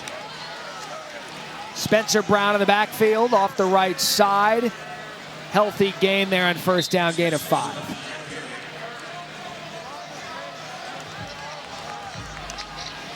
And this feels like a chance now. Long break there, challenge on that last play. UAB now getting steady chunks like this with Spencer Brown. And you see these tight ends moving all over. Hayden Pittman, who just caught a pass for his 19th straight game now. A jack-of-all-trades player, really a great mix at tight end, going to lead the charge. With that carry, Spencer Brown went over 100 yards. Here, a little jet screen here. Number 7, Rob Johnson trying to find his way to some room. And I'll tell you what, one of the more impressive gains of 3 you're going to see. He ran about 40, got 3. Never a fun feeling as an offensive lineman seeing your player come right at you and having no idea what to do. But shout out to Bryson Lucero getting out there and laying a quarterback-appropriate block. I don't want to see you go too hard, hurt that arm. Just get in the way. They never block. Make it look good on tape. Right it. I don't need you to be a hero. Film room, let the coach say, look at your quarterback, get out and block for you. 3rd and 2 now.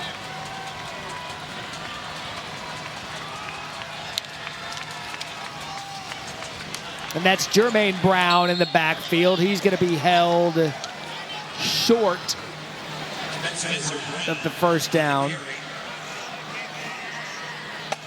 So it's going to be 4th and inches. And this feels like a great spot to just keep your foot on the gas. You've had your way with the line of scrimmage all night. I understand you're in your own area. Send a message right across the bow here. Hand it off. They know exactly what the deal is here, and so do you. Make your money. Well, notable, it's not Spencer Brown in the backfield. It's Jermaine Brown.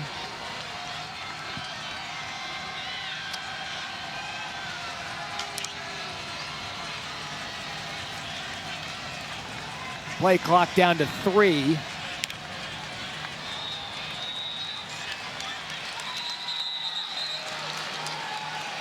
And I have no earthly idea what the execution was there. Offense, number 12. 5-yard penalty, remains 4th down. They knew they were going to punt. They were trying to get him to jump off sides. You throw every motion in the book. You go up there. There's not even a snap count, Matt, on those plays for the offensive line. You go up there and know no one's moving, nothing's happening. You try and window dress everything and get him to go. And I know I'm just the guy playing video games, wanting to never punt, never kick, but I felt like that was really a spot to send a message and a missed opportunity, because now South Alabama is going to get this punt in decent field position if they get any kind of return on this. As you've been saying, you could steal their soul with a drive there, but Jalen Wayne deep to receive the Kyle Greenwell punt. So South Alabama able to hold him. Green's going to field the punt. Takes it across the 30, has some space, and the ball's out. Wayne fumbles it. UAB right there. And a costly turnover as the Blazers recover the fumble. And if it isn't the punter, Kyle Greenwell, the man to recover his own kick. It'll be first on their own. One for the brand for Pat McAfee and the boys. It's such a shame yet, Matt. You had a great return going here and then clipped right in the middle. It's the hit that you can't prepare for. Coming in right from the right side of the screen here. His own guy, it looks like, got pushed back into him. And the punter there to jump on it. Somewhere Pat McAfee gets the smile. Good for him. You know, I want to give the kid credit because it almost looked as if he was going down to get ready to make a tackle. Instead it becomes the fumble, and nonetheless, it's going to be UAB's ball again. Lucero drops back, looks deep, throws deep, had his receiver, overthrows him, intended for Rob Johnson Jr., and Lucero is going to want that one back. And as much as I disliked the call on 4th down just a minute ago, love the idea of going for it all. And we've seen rare for a college quarterback, too much arm for the situation, but this a number of times. It's about his 3rd overthrow in this one on a receiver that had a chance to strike up the band. Lucero making his first career start. Team loves his poise. Every time we've seen him overthrow, and he atones for it pretty quickly. Here, the give to Lucius Stanley. Turf Monster got him on that one. Minus loss of 1. You know what, they trot in a couple of backs, Jermaine Brown, Lucius Stanley, another one, but they just didn't have the same punch when it's not Spencer Brown, who's now here on 3rd down. Trying to spell him a little bit so you can put this game away late with that back. You got 2 downs here. We talked about it before.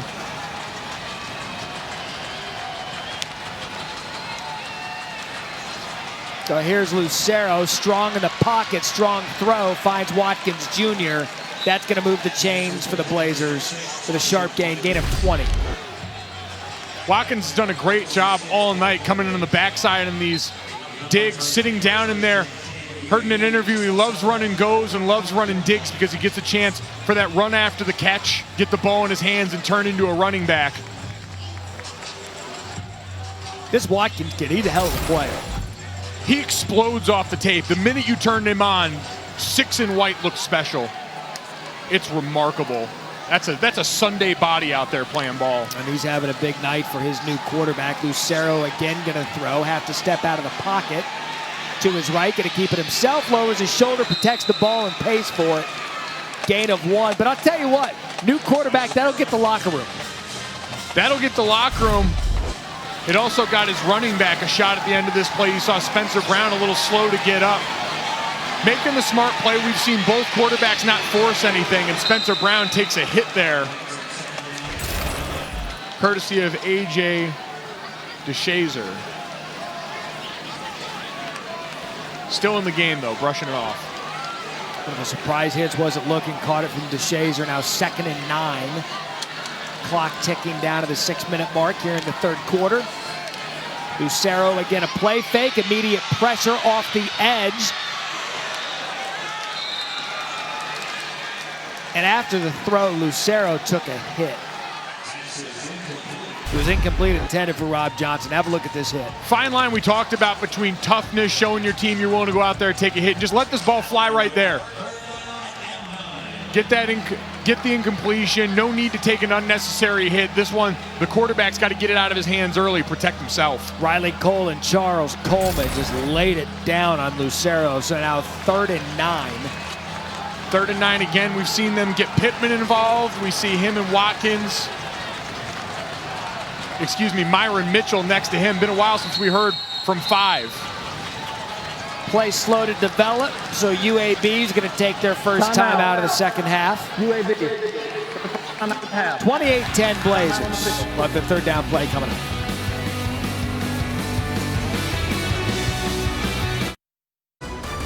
ESPN College Football, presented by Capital One, is brought to you by Progressive Insurance. Save when you bundle auto, home, or motorcycle insurance. Visit progressive.com.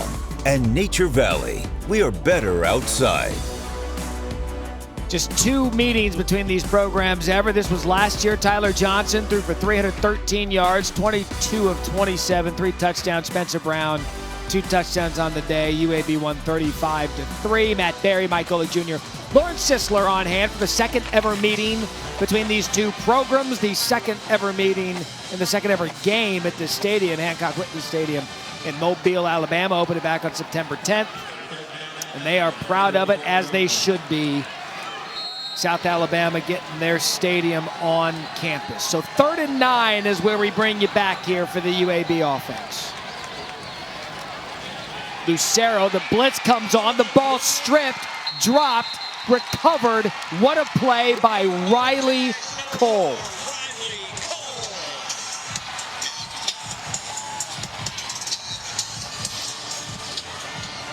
Cole was able to do all 3 there. Blitz, strip, recover. And it's a great design right here. You see, bluffing out on the other side so the right guard's occupied. They can't slide over and take any heat off of Cole coming through. And he does a great job. The modern sack, knowing you can't put your head down, lean into someone anymore, come around the outside. Think Khalil Mack in the NFL coming off the edge, doing a great job of that ball awareness. Sudden change. Cole, a preseason all-conference player in the Sun Belt. Let's see what they can do with it to give to Carlos Davis on 1st down. And again, with Davis, whistle blow him down there. With Davis, it's been an all-or-nothing night. He's either popping off a big gain or he's losing yardage like we saw there. Big Myro Stanley on the tackle. And really, a lot of this has been the outside linebacker group. That time, Jalen Rayham finding penetration, getting upfield in the backfield, blowing up. You had pullers on that play, taking them out there, making the runner get east and west. Quick throw there for Lovertich out to Baker, able to stay on his feet.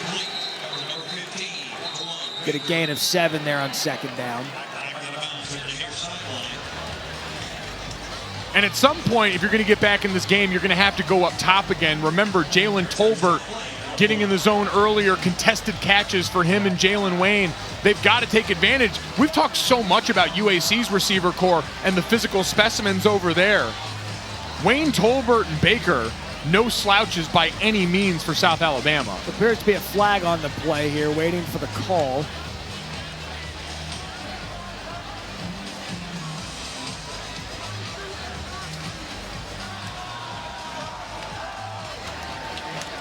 Personal foul, shot block, offense. It's a 15-yard penalty. Remains 2nd down. And so quick change, good field position, knocked out here by a chop block. 66-26. And you just need awareness there. Redshirt sophomore Carlos Davis, seeing that situation, trying to help out up front, but you got to know when he's engaged, you can't go low in that situation. Make it painfully obvious for the refs. So it moves the ball back to the 29-yard line now, 2nd and 25. Lovertich, the fake, throws across the field, has Jalen Wayne. And a pickup of 13.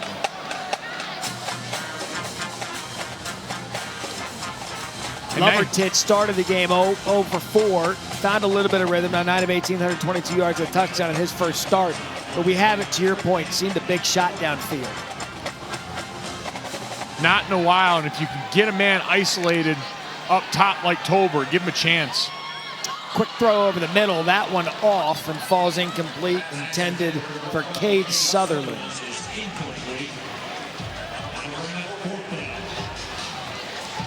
Just out of sync all night, a lot of the intermediate stuff, especially going towards the middle of the field. Lovertich has had some success trying to paint outside the numbers. But right now, after being given opportunities, not being able to capitalize, coming off that turnover, there's only so many more shots this South Alabama defense can take before the light goes out. Because you were talking about taking advantage of Spencer Brown and being able to run that running game for UAB. Jack Brooks on the punt. Myron Mitchell deep to receive for the Blazers. And that a missed punt out of Brooks. So UAB gets away with the turnover. They're going to get good field position coming up after this. Touchdowns coming in to set the school record. He got those in the first half. 36 career rushing touchdowns, broke the record of Pat Green. And this player has lived up to every bit of his advanced billing. Breaking tackles there on that play, making 2 miss. He's a tough physical runner, but we've seen the effects of that weight loss. Slim down this offseason, being able to press the hole and get loose on that second level. Dominant tonight. Welcome back to ESPN Thursday Night College Football, presented by Capital One as a part of Marathon Conference kickoff. Mike Golick Jr., Matt Berry, Lauren Sisler in Mobile. So 1st and 10 for Spencer Brown, Brian Lucero in this Blazers offense. They've amassed 344 total yards tonight to USA's 201. With a pretty balanced attack. Is the gift to Brown off the right side. And that's what he'll give you. He's going to give you a meaty 3-yard carry and a meaty 3-yard gain over that offensive line. And we're getting to the point now, Mike, where they can start to say, you know what, we're more physical up front. We can run it. Is this what you relish as that group up front? I'm sure they've been asking all night, turn us loose, as they've watched their wide receivers go scot-free. But I don't think we're done seeing 6 and White at the bottom run that deep post in the middle. They've got to play action with a wheel somewhere in that, off the back of that, that's ready to go. So you're calling that ball play here. Let's see if they do it. Here Lucero sets in the pocket. A nice job. Patience over the middle. Nice gain to Myron Mitchell. That'll be enough for a first down. We got some tempers flaring now. Johnson Jr. came in on the end of that. That will be the last play of his night. That is a punch thrown and an easy one to see for the officials involved. I have a feeling we will be seeing him walk off the field shortly, just especially at this point in the game, at any point in the game, no reason for that.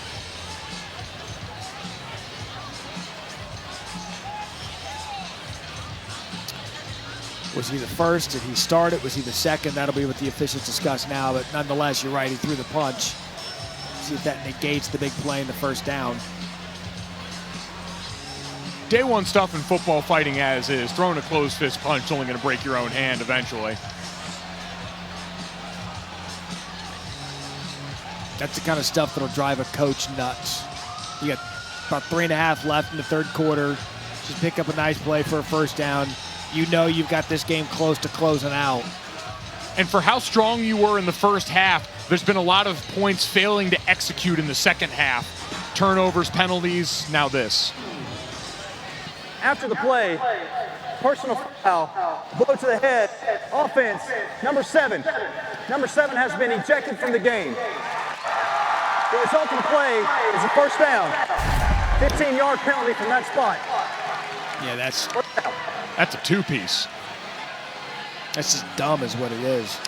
He got his money's worth on the way out, and unlike Antonio Moultrie, who we saw before ejected for targeting, who didn't have to leave the field, personal foul, I believe, will get you sent to the locker room. So Rob Johnson Jr.'s night is over. The play will stand as a first down. But you're right, he is ejected from the game. He'll be asked to...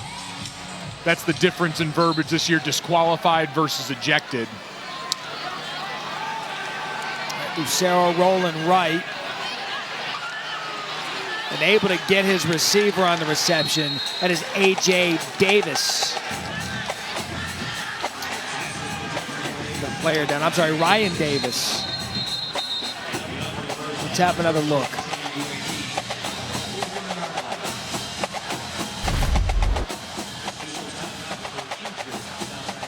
Yeah. Looks like the tip. It looks like the tip hit, but if he's got control of it as it's hitting the ground, as long as that doesn't move, that could still be a catch.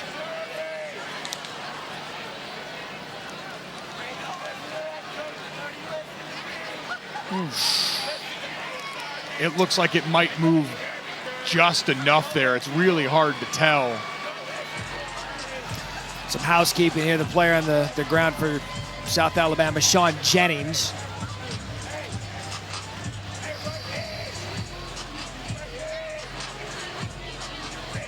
All right, I got to put it on the line again here. Yeah, give me one more look at it.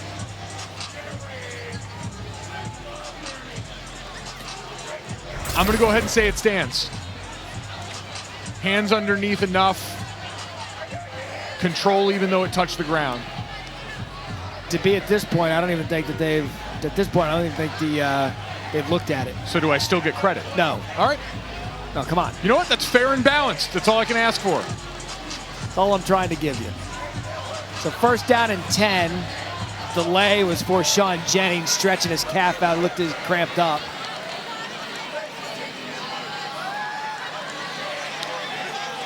Now that'll stop it. Movement on the offensive line.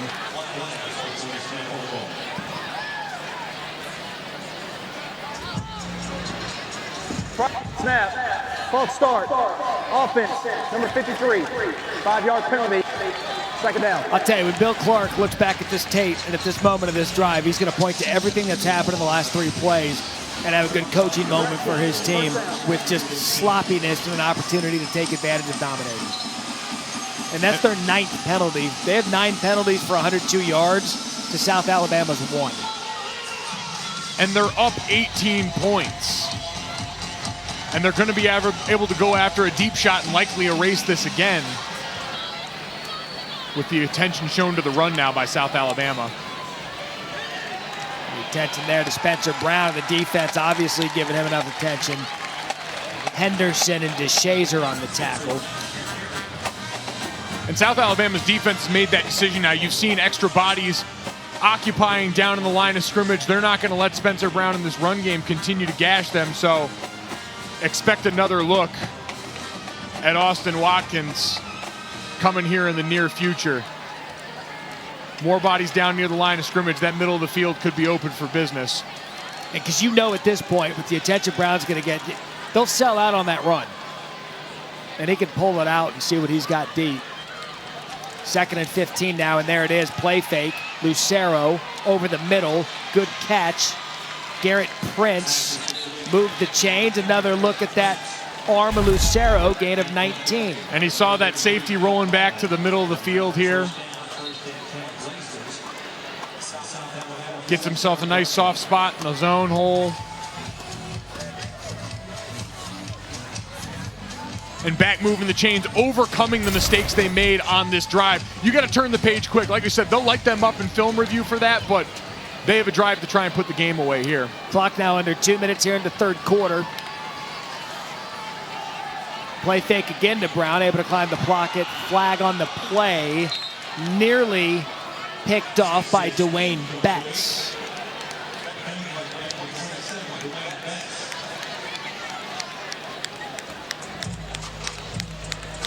Didn't see where the flag was down.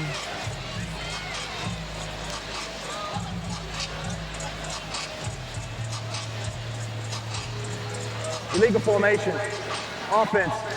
More than 4 players in the backfield. That penalty is declined. Rules open play, second down. And these are all just focus penalties right now in a lot of instances by UAB, and that's the most frustrating part. Has nothing to do with your quarterback, has nothing to do with experience. That's all about focus up, having a lead at the half, already thinking about the socially distanced celebration after. From the South Alabama coaching staff perspective, they were talking about their inability to finish. I would imagine you could probably take that conversation, have it with UAB right now. 2nd and 10, the swing to Brown narrowly misses the defender's hand. Brown shoved out of bounds. Charles Coleman had a good opportunity to make the tip, tackled by Flanord. 3rd down now again. 3 wide receivers set here. We've seen him go to Hayden Pittman a couple of times in this situation with all the attention paid to the wideouts as we see him lined up, the inside man on the 3 receiver side. Man across the board. Quarterback's going to try and get a win with one of these wideouts now. So Lucero's going to take a shot deep. And he had Watkins Jr. to the left. And that'll bring up 4th down. Got to be a miscommunication on something here. We've seen them throwing a lot of balls deep middle to Watkins over the course of the night. He's snapping back outside thinking this is supposed to be coming there. I mean, quarterback he had under pressure. Torched. They've been doing a good job getting hits on Lucero for a lot of this night.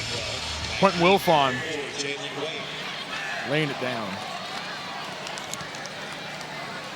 That's so Jalen Wayne back to receive the punt. Oh, that's good special teams. And a nice punt there by Greenwell. Sunshine State rivalry this week. Saturday night football. De'Aaron King, the number 12 Hurricanes, hosting Florida State at Hard Rock Stadium, 7:30 Eastern, 4:30 Pacific. De'Aaron King, the Houston transfer, and Rhett Lashley, the new offensive coordinator for the Hurricanes, has made Miami a fun team to watch, because you can say this about Miami this year. They've got a defense. They've got a kicker who can send it 57 yards. And they have, to this point, one of the most electric players we've seen this season in De'Aaron King.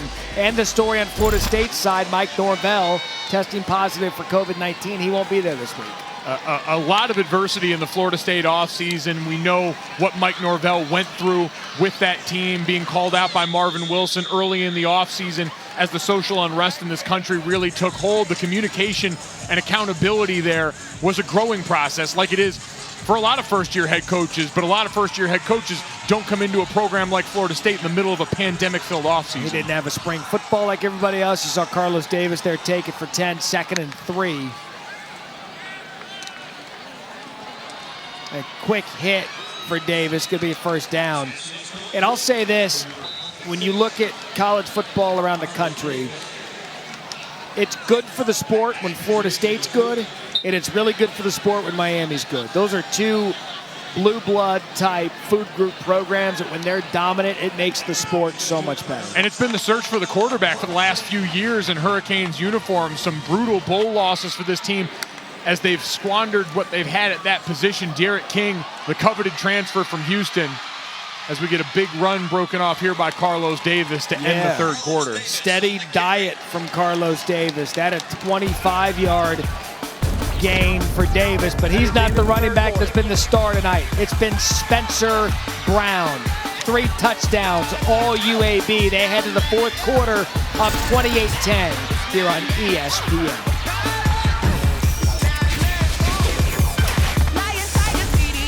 Junior Matt Berry alongside. The story coming into this, new beginnings for these programs with their starting quarterbacks, Bryson Lucero, Chance Lovertich, respectively, both getting their first starts tonight. And it's gone much better for Lucero, who we've seen live up to what his coaches were telling us about his arm strength. It has been a bit of a struggle for Lovertich and USA to get any consistent momentum. Getting down and getting in a hole early doesn't help your game flow and game script either for a quarterback you're trying to get in rhythm. Pass deflected by Alex Wright. And it's felt disjointed all night for Lovertich in this offense. Seen him have some success short and outside the numbers. They got some jump balls in the hand of Tolbert and Wayne before, but really been nothing to stretch the field since early in this game. They cut it to 14-7, thought they had a little bit of momentum, but since then just have not been able to punch it in on offense. Lovertich's going to pull it out, and a quick look to Baker, and a nice gain for Kawan Baker, one of his star receivers, and a 1st down for the Jags. Getting big personnel on the field, multiple tight ends, so you can get your good wide out. Baker singled up, easy route going towards the inside, get some separation. And it seems like they're going to stick with this formation, try and get more base personnel on the field for UAB. And a gain of 17. Lovertich quick out, throws it complete, caught by Tolbert for a gain of 4. You see Bronte Harris breaking down on that ball. They're going to start to realize they're picking on him short, try and break on one of these. You got to hit him with a double move. You got to go over the top. You've got the personnel on the field to max protect if you're South Alabama. You've got to threaten them vertically, or else UAB is going to pick one of these off soon.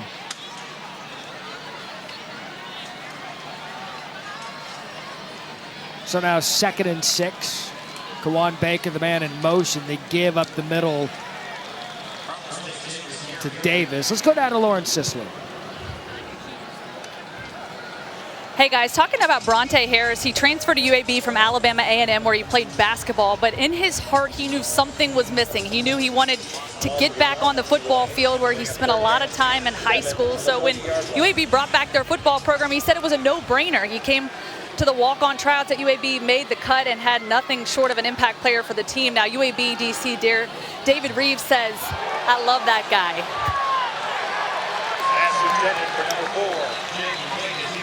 The South Alabama coaches and players love that call. Pass interference intended for Wayne. T.D. Marshall on the coverage. He's already been hit for one of those tonight. But when we talked with Bronte, look, we echo those sentiments. Great kid, smiles, loves talking ball, loves talking about his past.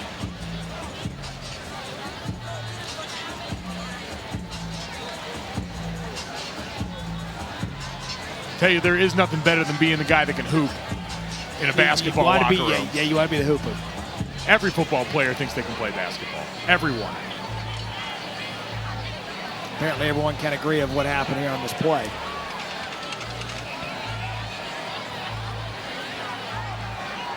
There's no question. He got there early, no attempt to turn around and make a play on the ball, hands right in his chest. Not sure what the discussion is here. There are 2 fouls on the play. Ineligible receiver downfield. Offense, number 20. Pass interference, defense, number 8. First foul's offset. 3rd down. All right, so Brandon Crum, who's the guilty party for USA for man downfield.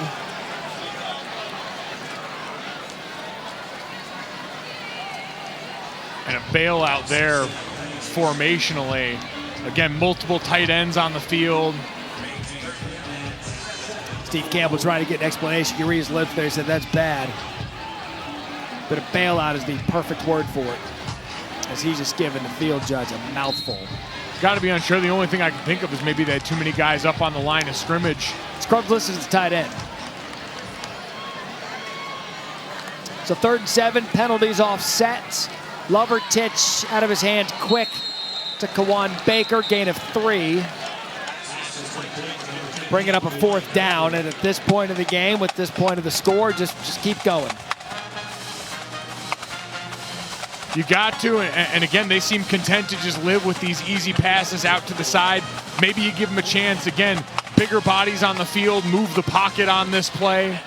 Keep them away from the long arms of those 6'7" outside linebackers on that UAB defensive front.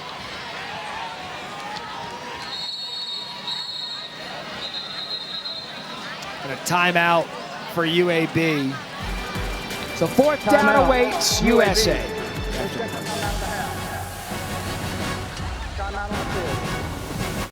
Perplexed as to the down the field penalty called on Brandon Crum. Golick, what do you see? Yeah, ineligible downfield. You got to have 4 in the backfield on a play in order for him to be eligible on the line of scrimmage. You saw both of the wide receivers on the outside up on the ball, so you had the quarterback, the running back, and your other fullback in the backfield there. And so on the line of scrimmage, now all of a sudden he's attached, becomes ineligible on that play. So Connor Estes, by being in the backfield, then becomes the 4th man in the backfield, which means then 20 can't release. Exactly. In that situation, you need one of those wide receivers has to be back off the ball on that play. That's why you always see them checking with the ref right before the play. You'll see them point at the official to make sure that everything is copacetic with what they're doing, but nonetheless, 4th down for the Jags. Lovertich, quick swing out of the backfield. That's going to fall incomplete. That was intended for Davis. Rush the play, covered on the play by Noah Wilder, and UAB is going to get the ball. Saw it coming the whole way, even if he held on to this. Wilder was right in his face. Seeing them go back to the well and the running back out of the backfield. And I'm sure you're trying to get some semblance of a pick right there from Jalen Tolbert coming in.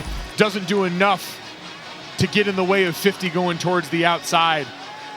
And an easy play when you're reading man there. So it's just been a story, 272 total yards for USA. Been a story of them just not being able to find that punch offensively. Down 18 now, under 13 to play in the fourth quarter. Spencer Brown, gain of 1. And the charge for the offense on this drive is to come out and execute. Clean exchange, no penalties, no procedure penalties, anything like that. Because you're seeing more and more right before the snap. Safeties, guys walking down into the box to try and take away this run. You're going to have an easy shot at one of these wide receivers singled up, coming up with plenty of space to work towards the middle of the field if you execute. That's Watkins, the man in motion. That's Brown getting the carry for little to no gain. A good defensive stop there for USA. Tackled by Christian Bell. Both an out-of-conference game. Conference USA, Sun Belt for these programs respectively.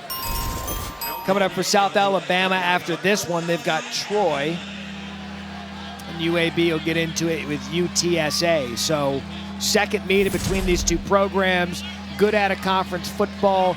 Interstate game, roughly 3 hours or so from one another. And they'll look to learn a lot with this tape when this one goes final. So 3rd and 9, Lucero, plenty of time. Plants that back foot by Dawson Watkins Jr. That's a routine catch and throw, first down for the Blazers. And you saw him bring Hayden Pittman across the formation in motion, give your quarterback an accurate picture when you watch those safeties exchange responsibility. So you know, I got my guy one-on-one on the outside. I know he can get the win, easy pitch and catch. Tell you what, 5 catches, 152 yards for Watkins Jr. I got to talk to Mel and Todd, see how high this kid can climb. All the tools. Yeah, but make sure you let them think that they came up with it first. It's be like, hey, look, I've got a guy.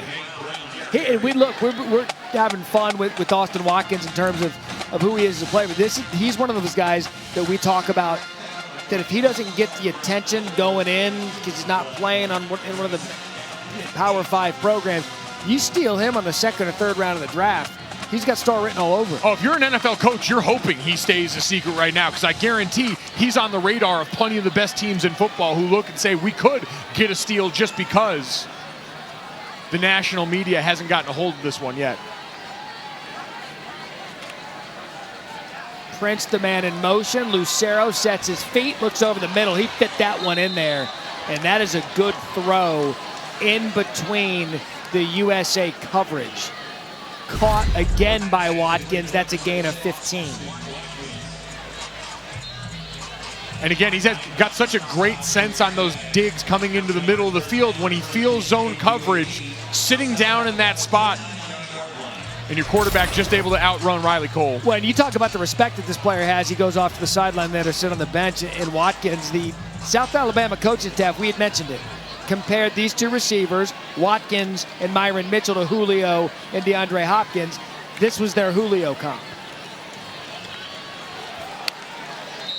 Let's go down. We got a flag on the play. Spencer Brown, the ball carrier. And that negates the no penalty run we had going on.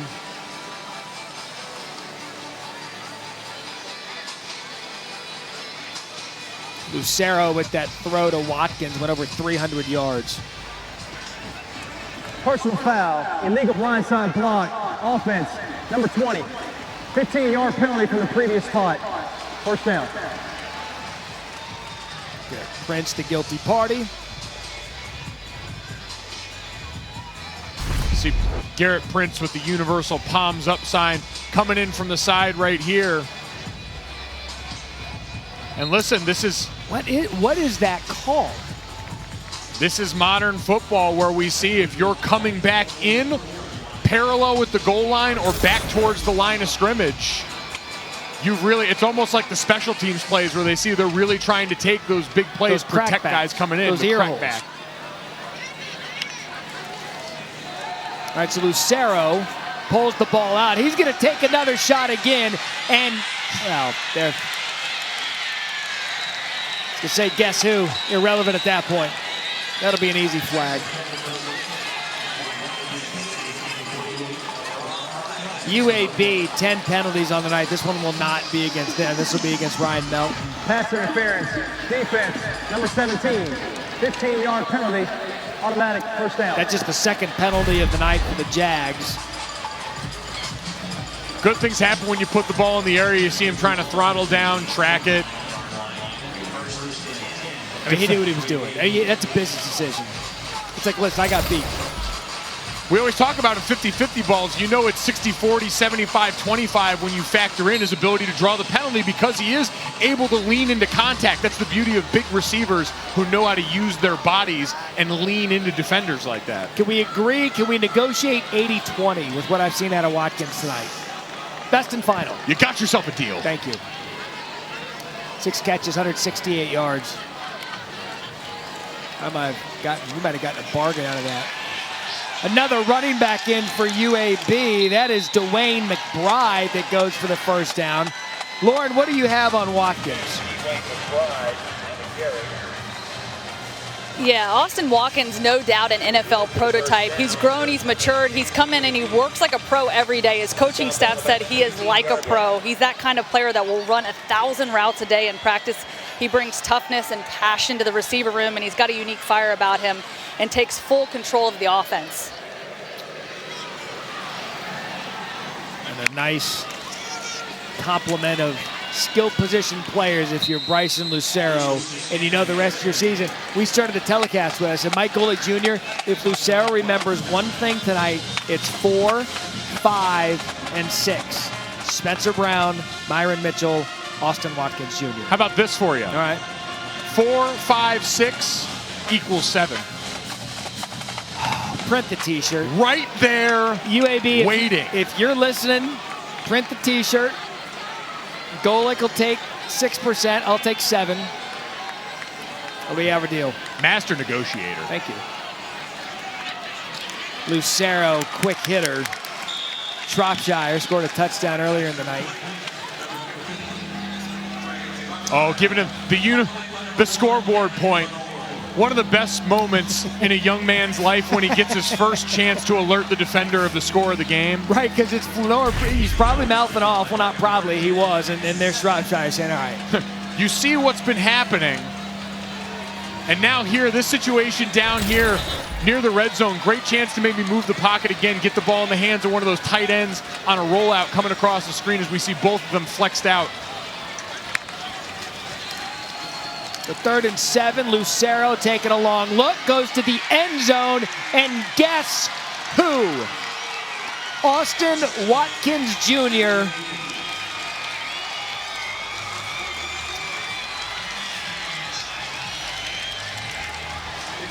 And I'm officially using my power to get Austin Watkins on top plays on SportsCenter tomorrow. I want him on You Got Mossed coming up this weekend. Tell the Sunday Countdown crew to watch what this young man just did. Does he have possession going all the way down? It appears that he does. Remarkable effort, but let's have another look. Catch. Foot. Stronger than his defender. Holds it against his helmet there to finish. So you want Sunday NFL Countdown? Yes. I would like the SportsCenter producers working tonight, SportsCenter at night. Perhaps the daytime producers tomorrow. Give me a helmet sticker for Austin Watkins Jr. 7 receptions, 183 yards, and a touchdown. Maybe no longer one of the country's best secrets.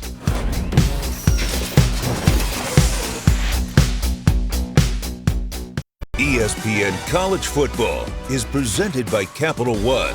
What's in your wallet?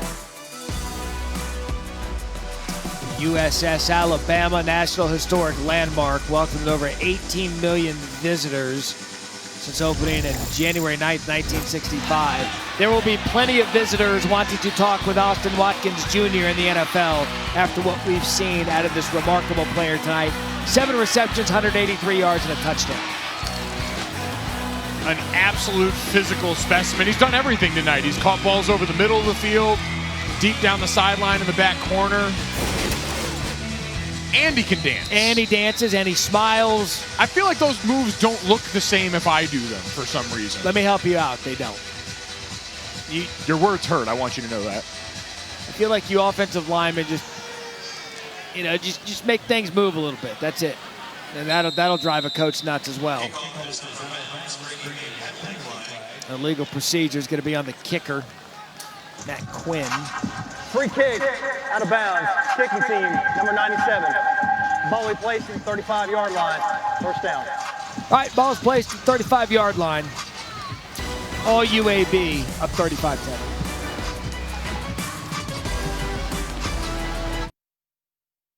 With Kenny Mayne, John Anderson, Pac-12 Commissioner Larry Scott's going to join the show, and they'll talk about when they're starting the season. Lakers post-game, game 4 of the Western Conference Finals. You've got NFL, Dolphins, and Jags. And I know Kenny and Anderson are ready for SportsCenter. I saw Kenny Mayne in the newsroom eating sushi. In no way did that smell it up for everyone. No. This ESPN Thursday Night College Football presented by Capital One is a part of Marathon Conference Kickoff. There's like food rules at work. It's just certain things you got to understand. Microwave popcorn's one of them. Don't do that. Lovertich keeps it himself. He's going to get tackled. Thing about Kenny, while eating sushi, Yam banks on the tackle. He'll eat sushi, newsroom, barefoot. You know what? I was just going to say, as long as Kenny's like fully dressed, I feel like that's a win. So, yeah, well. Feel like he could show up wearing shorts, Hawaiian t-shirt. Oh, what a catch. It's a toss-up for Kenny. Jalen Tolbert on the reception.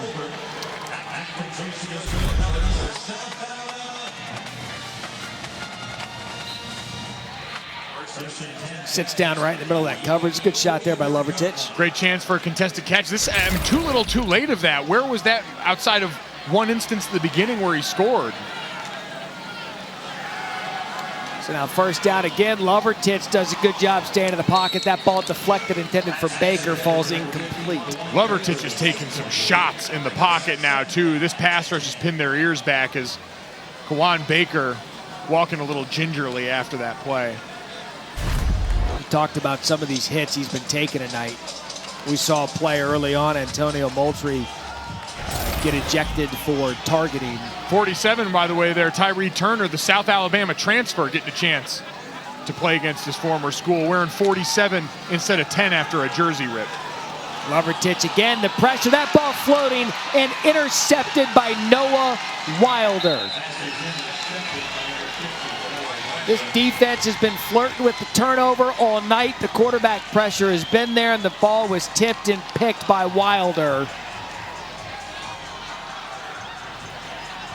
Now UAB with 6:15 left can get on that offensive line and running game and put this thing away. Chance to pin their ears back here. Watch Wilder, but you'll see the pressure coming from 22 on the backside. Again, we mentioned 6'7", all of that reach. Giving Wilder a shot at the easy interception, and you had a lot of dreams about your first start, and you certainly feel for Lovertich here. Some growing pains, some things to work on coming off of his first outing. Lucero, first start for him, and he's just going to keep throwing the ball. Ball's incomplete. There's going to be better days for Lovertich in this South Alabama offense. We do have another college football story that the Mountain West is going to enter a little college football fun. 8-game conference schedule. They're going to start the same weekend as the Big Ten, October 24th. Their conference championship scheduled for December 19th. We saw a lot of these conferences opt out at the beginning of the year, postpone their season. None of us ever believed there was any viability to play in a spring season. And once the Big Ten started things in motion last week, we've now seen a ball carrier here in A.J. Phillips, and a big run for the big fella.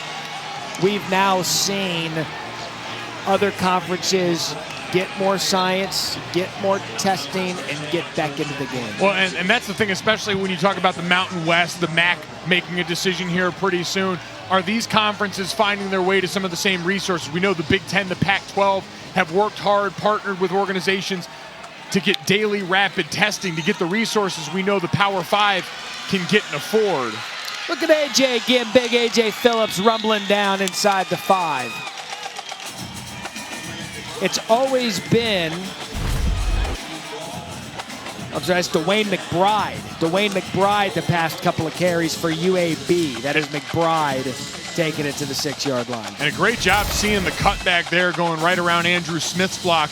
Their center getting the reach, moving a body there. I got to give some love to the big boys. I missed a very easy help protection look earlier. Cole Kublik, our great colleague, alerted me on Twitter. I owe the nation of large men a little bit of gratitude. So 1st and goal.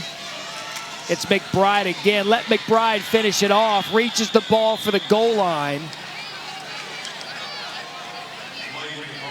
He's going to be marked just short. The freshman out of Florida taking advantage of some late game reps. And this is a good opportunity for some of your young players. We've seen Jermaine Brown, Lucius Stanley, Spencer Brown's been the star tonight in the running game. But here McBride, the young freshman, 5'11", 220. He's the land of the big boys. You can let him eat a little bit. Absolutely, and this is the execution you want to see in this kind of 4-minute offense. Chance to run out the clock for UAB, something they didn't do in the 3rd quarter. So McBride got a little excited for that opportunity to get a touch. Prior to the snap, false start, offense, number 22, 5-yard penalty, 2nd down. This is the 2nd year in a row UAB has had an awesome offensive performance. You look at last year, 35 points against South Alabama, 514 yards. Then you look at tonight, 35 and 503. You see that time of possession difference, big nod to some of the absolute home run shots we've seen tonight, but this has been an offense that's multiple, moves around as a bunch of different formations, versatile big people, which is huge. And you see Bill Clark on the sidelines just beside himself. His team, 11 penalties, 122 yards. I think if you talk to any coach across the country, they're going to tell you, if we can get out of here with a win, if we can get out of here healthy, and if we can get out of here with still some coaching opportunities, we're in a good spot. Bill Clark's got a lot of coaching up to do. My 5th-year senior year, we beat Navy by 40 points in Ireland. We came back and got reamed out so badly by Harry Heastan in film as we look at Tyler Johnson on the sideline, who they traveled because his voice and his insight was so helpful for Bryson Lucero, who's dealing with that injury. A coach with a win is a dangerous thing. I walked out of that film room thinking we had lost that game by 100. And look at the push from the offensive line. And Dwayne McBride, the freshman who led him all the way downfield with his big fellas, gets a touchdown tonight for UAB.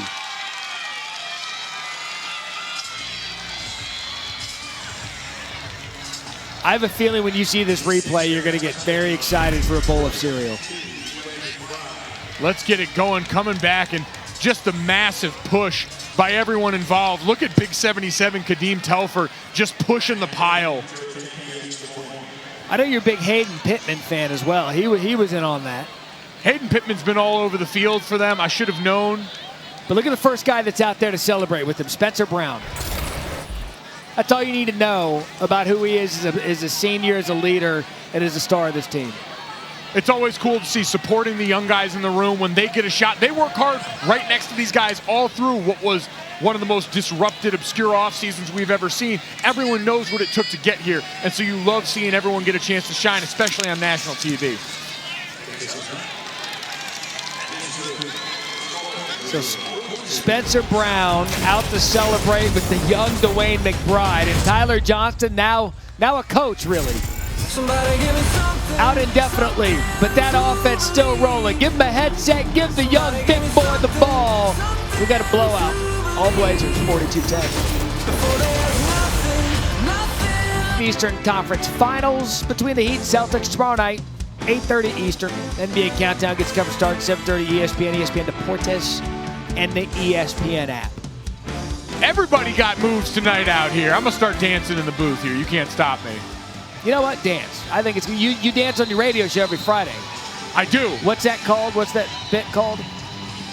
Two-Dang Friday, and I got to be honest, like I don't dance. It's full-on twerking. If you don't pull this off tomorrow on your Two-Dang Friday segment. The bar's been raised. Thank you. All right, kick deep. That's Baker on the return. Takes it just over the 25, 28-yard line. Let's take a look at our Saturday slate now. Real SEC football is back. And Ole Miss, Florida, that's the noon Eastern window.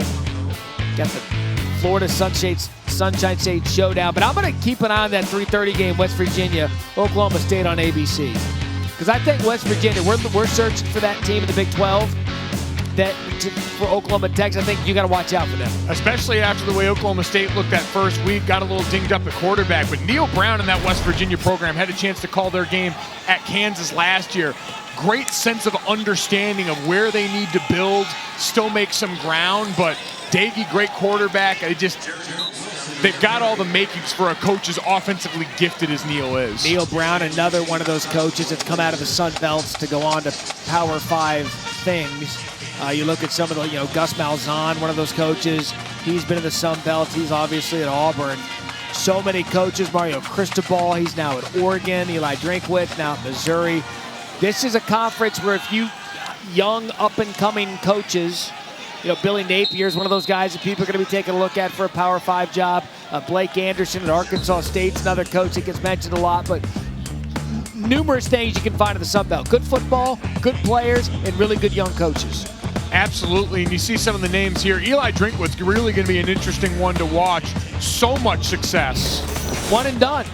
Taking over for Scott Satterfield, who went to Louisville. He steps up, new head coach. Now his prize for being the new head coach of Missouri, you get Alabama. 7 Eastern, ESPN. I expect big things out of those halftimes over the weekend. Matt, Jesse, and Joey, little college football final. Going to be a lot to look at. A lot of new quarterbacks, too. It's been amazing to watch the metamorphosis of the SEC over the last few years, where all of a sudden you look at it as a quarterback league. Once Alabama put the ball in the hands of Tua Tagovailoa in a way they never had before, the rest of the league seemed to follow. Now Kyle Trask has everyone excited with Florida. May I remind you, Joe Burrow, #1 overall pick. I mean, you had Burrow and Tua last year, 2 top 5 picks. Top 7, but I'll tell you, top 5 picks. In the SEC, they're going to welcome themselves into the college football world this weekend. Here's a look at what it's going to be. 10 conference games, 6 divisional opponents, 4 non-divisional opponents. Championship game, as always, in Atlanta at December 19th. And I'll be honest with you, with what we've seen out of college football, no one went into this season expecting it to be perfect. Things are going to happen. Games are going to get postponed. Notre Dame against Wake had to be rescheduled this weekend, and because of it, so did USF.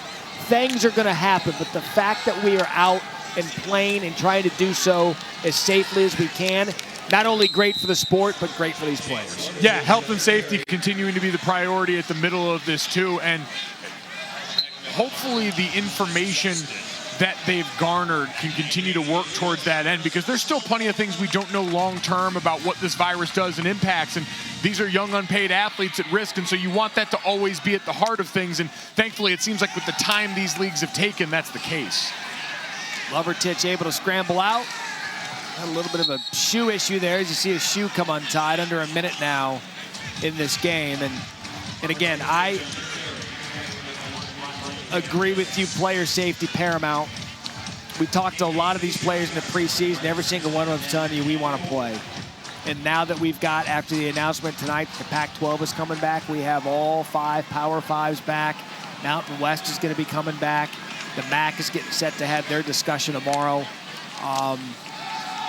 Without it being perfect,